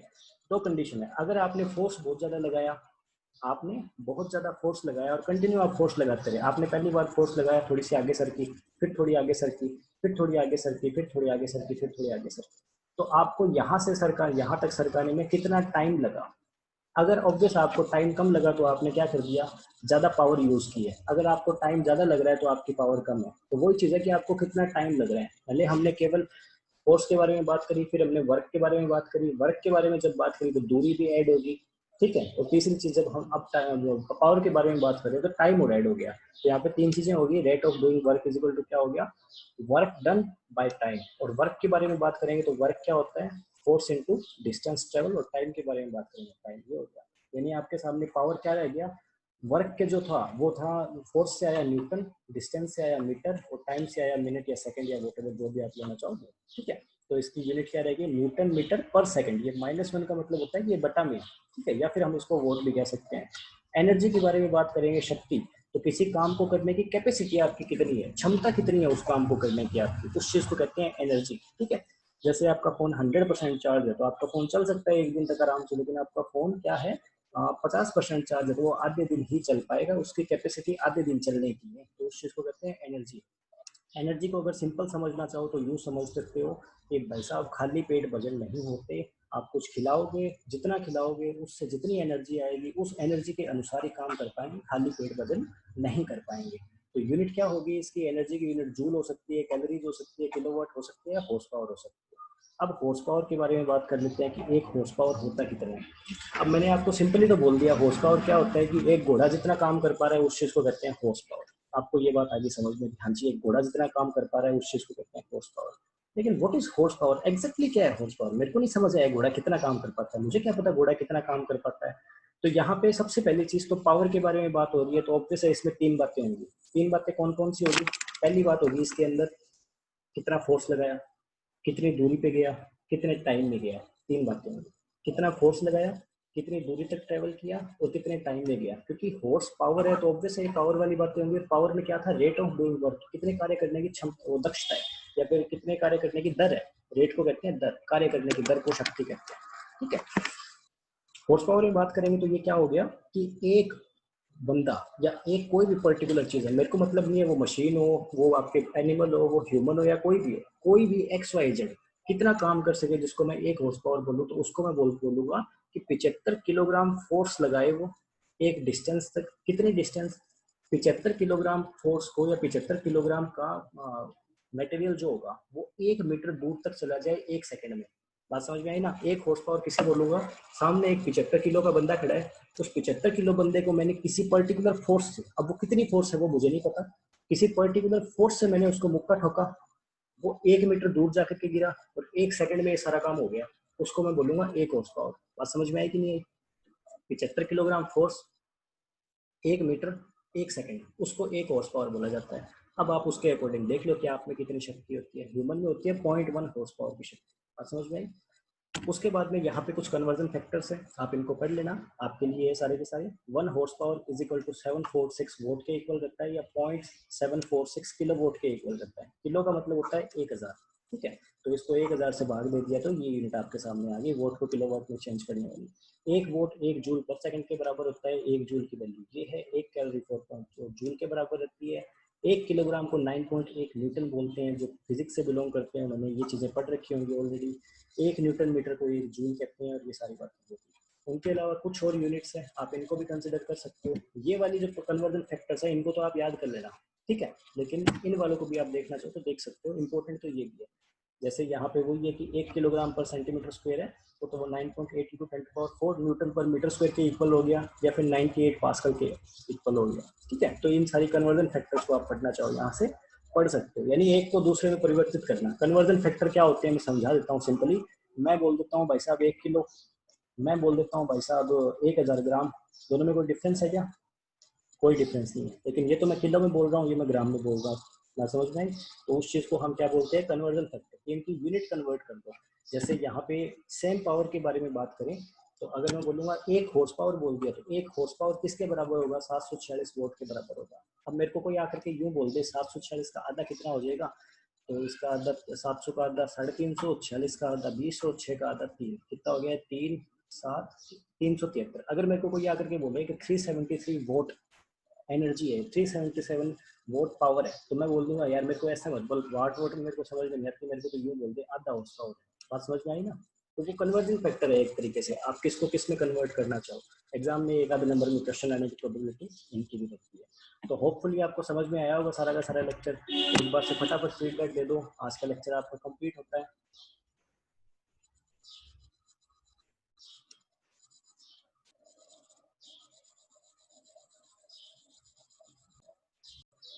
कोई सवाल ववाल है क्या किसी का, कोई डाउट वगैरह कुछ? हाँ, दुनिया विनोद है, उसमें कोई डाउट नहीं है। मैं तो कहता हूँ विनोद ही नहीं है, विनोद विनोद है, ठीक है। ओके, तो आज का लेक्चर खत्म करते हैं और होपफुली आपको सारी चीज़ें समझ में आई होंगी। Video as soon as possible YouTube पे अपलोड कर दूंगा, उसके अलावा पीडीएफ आपको ग्रुप में शेयर कर देता हूँ थोड़ी देर में। ओके।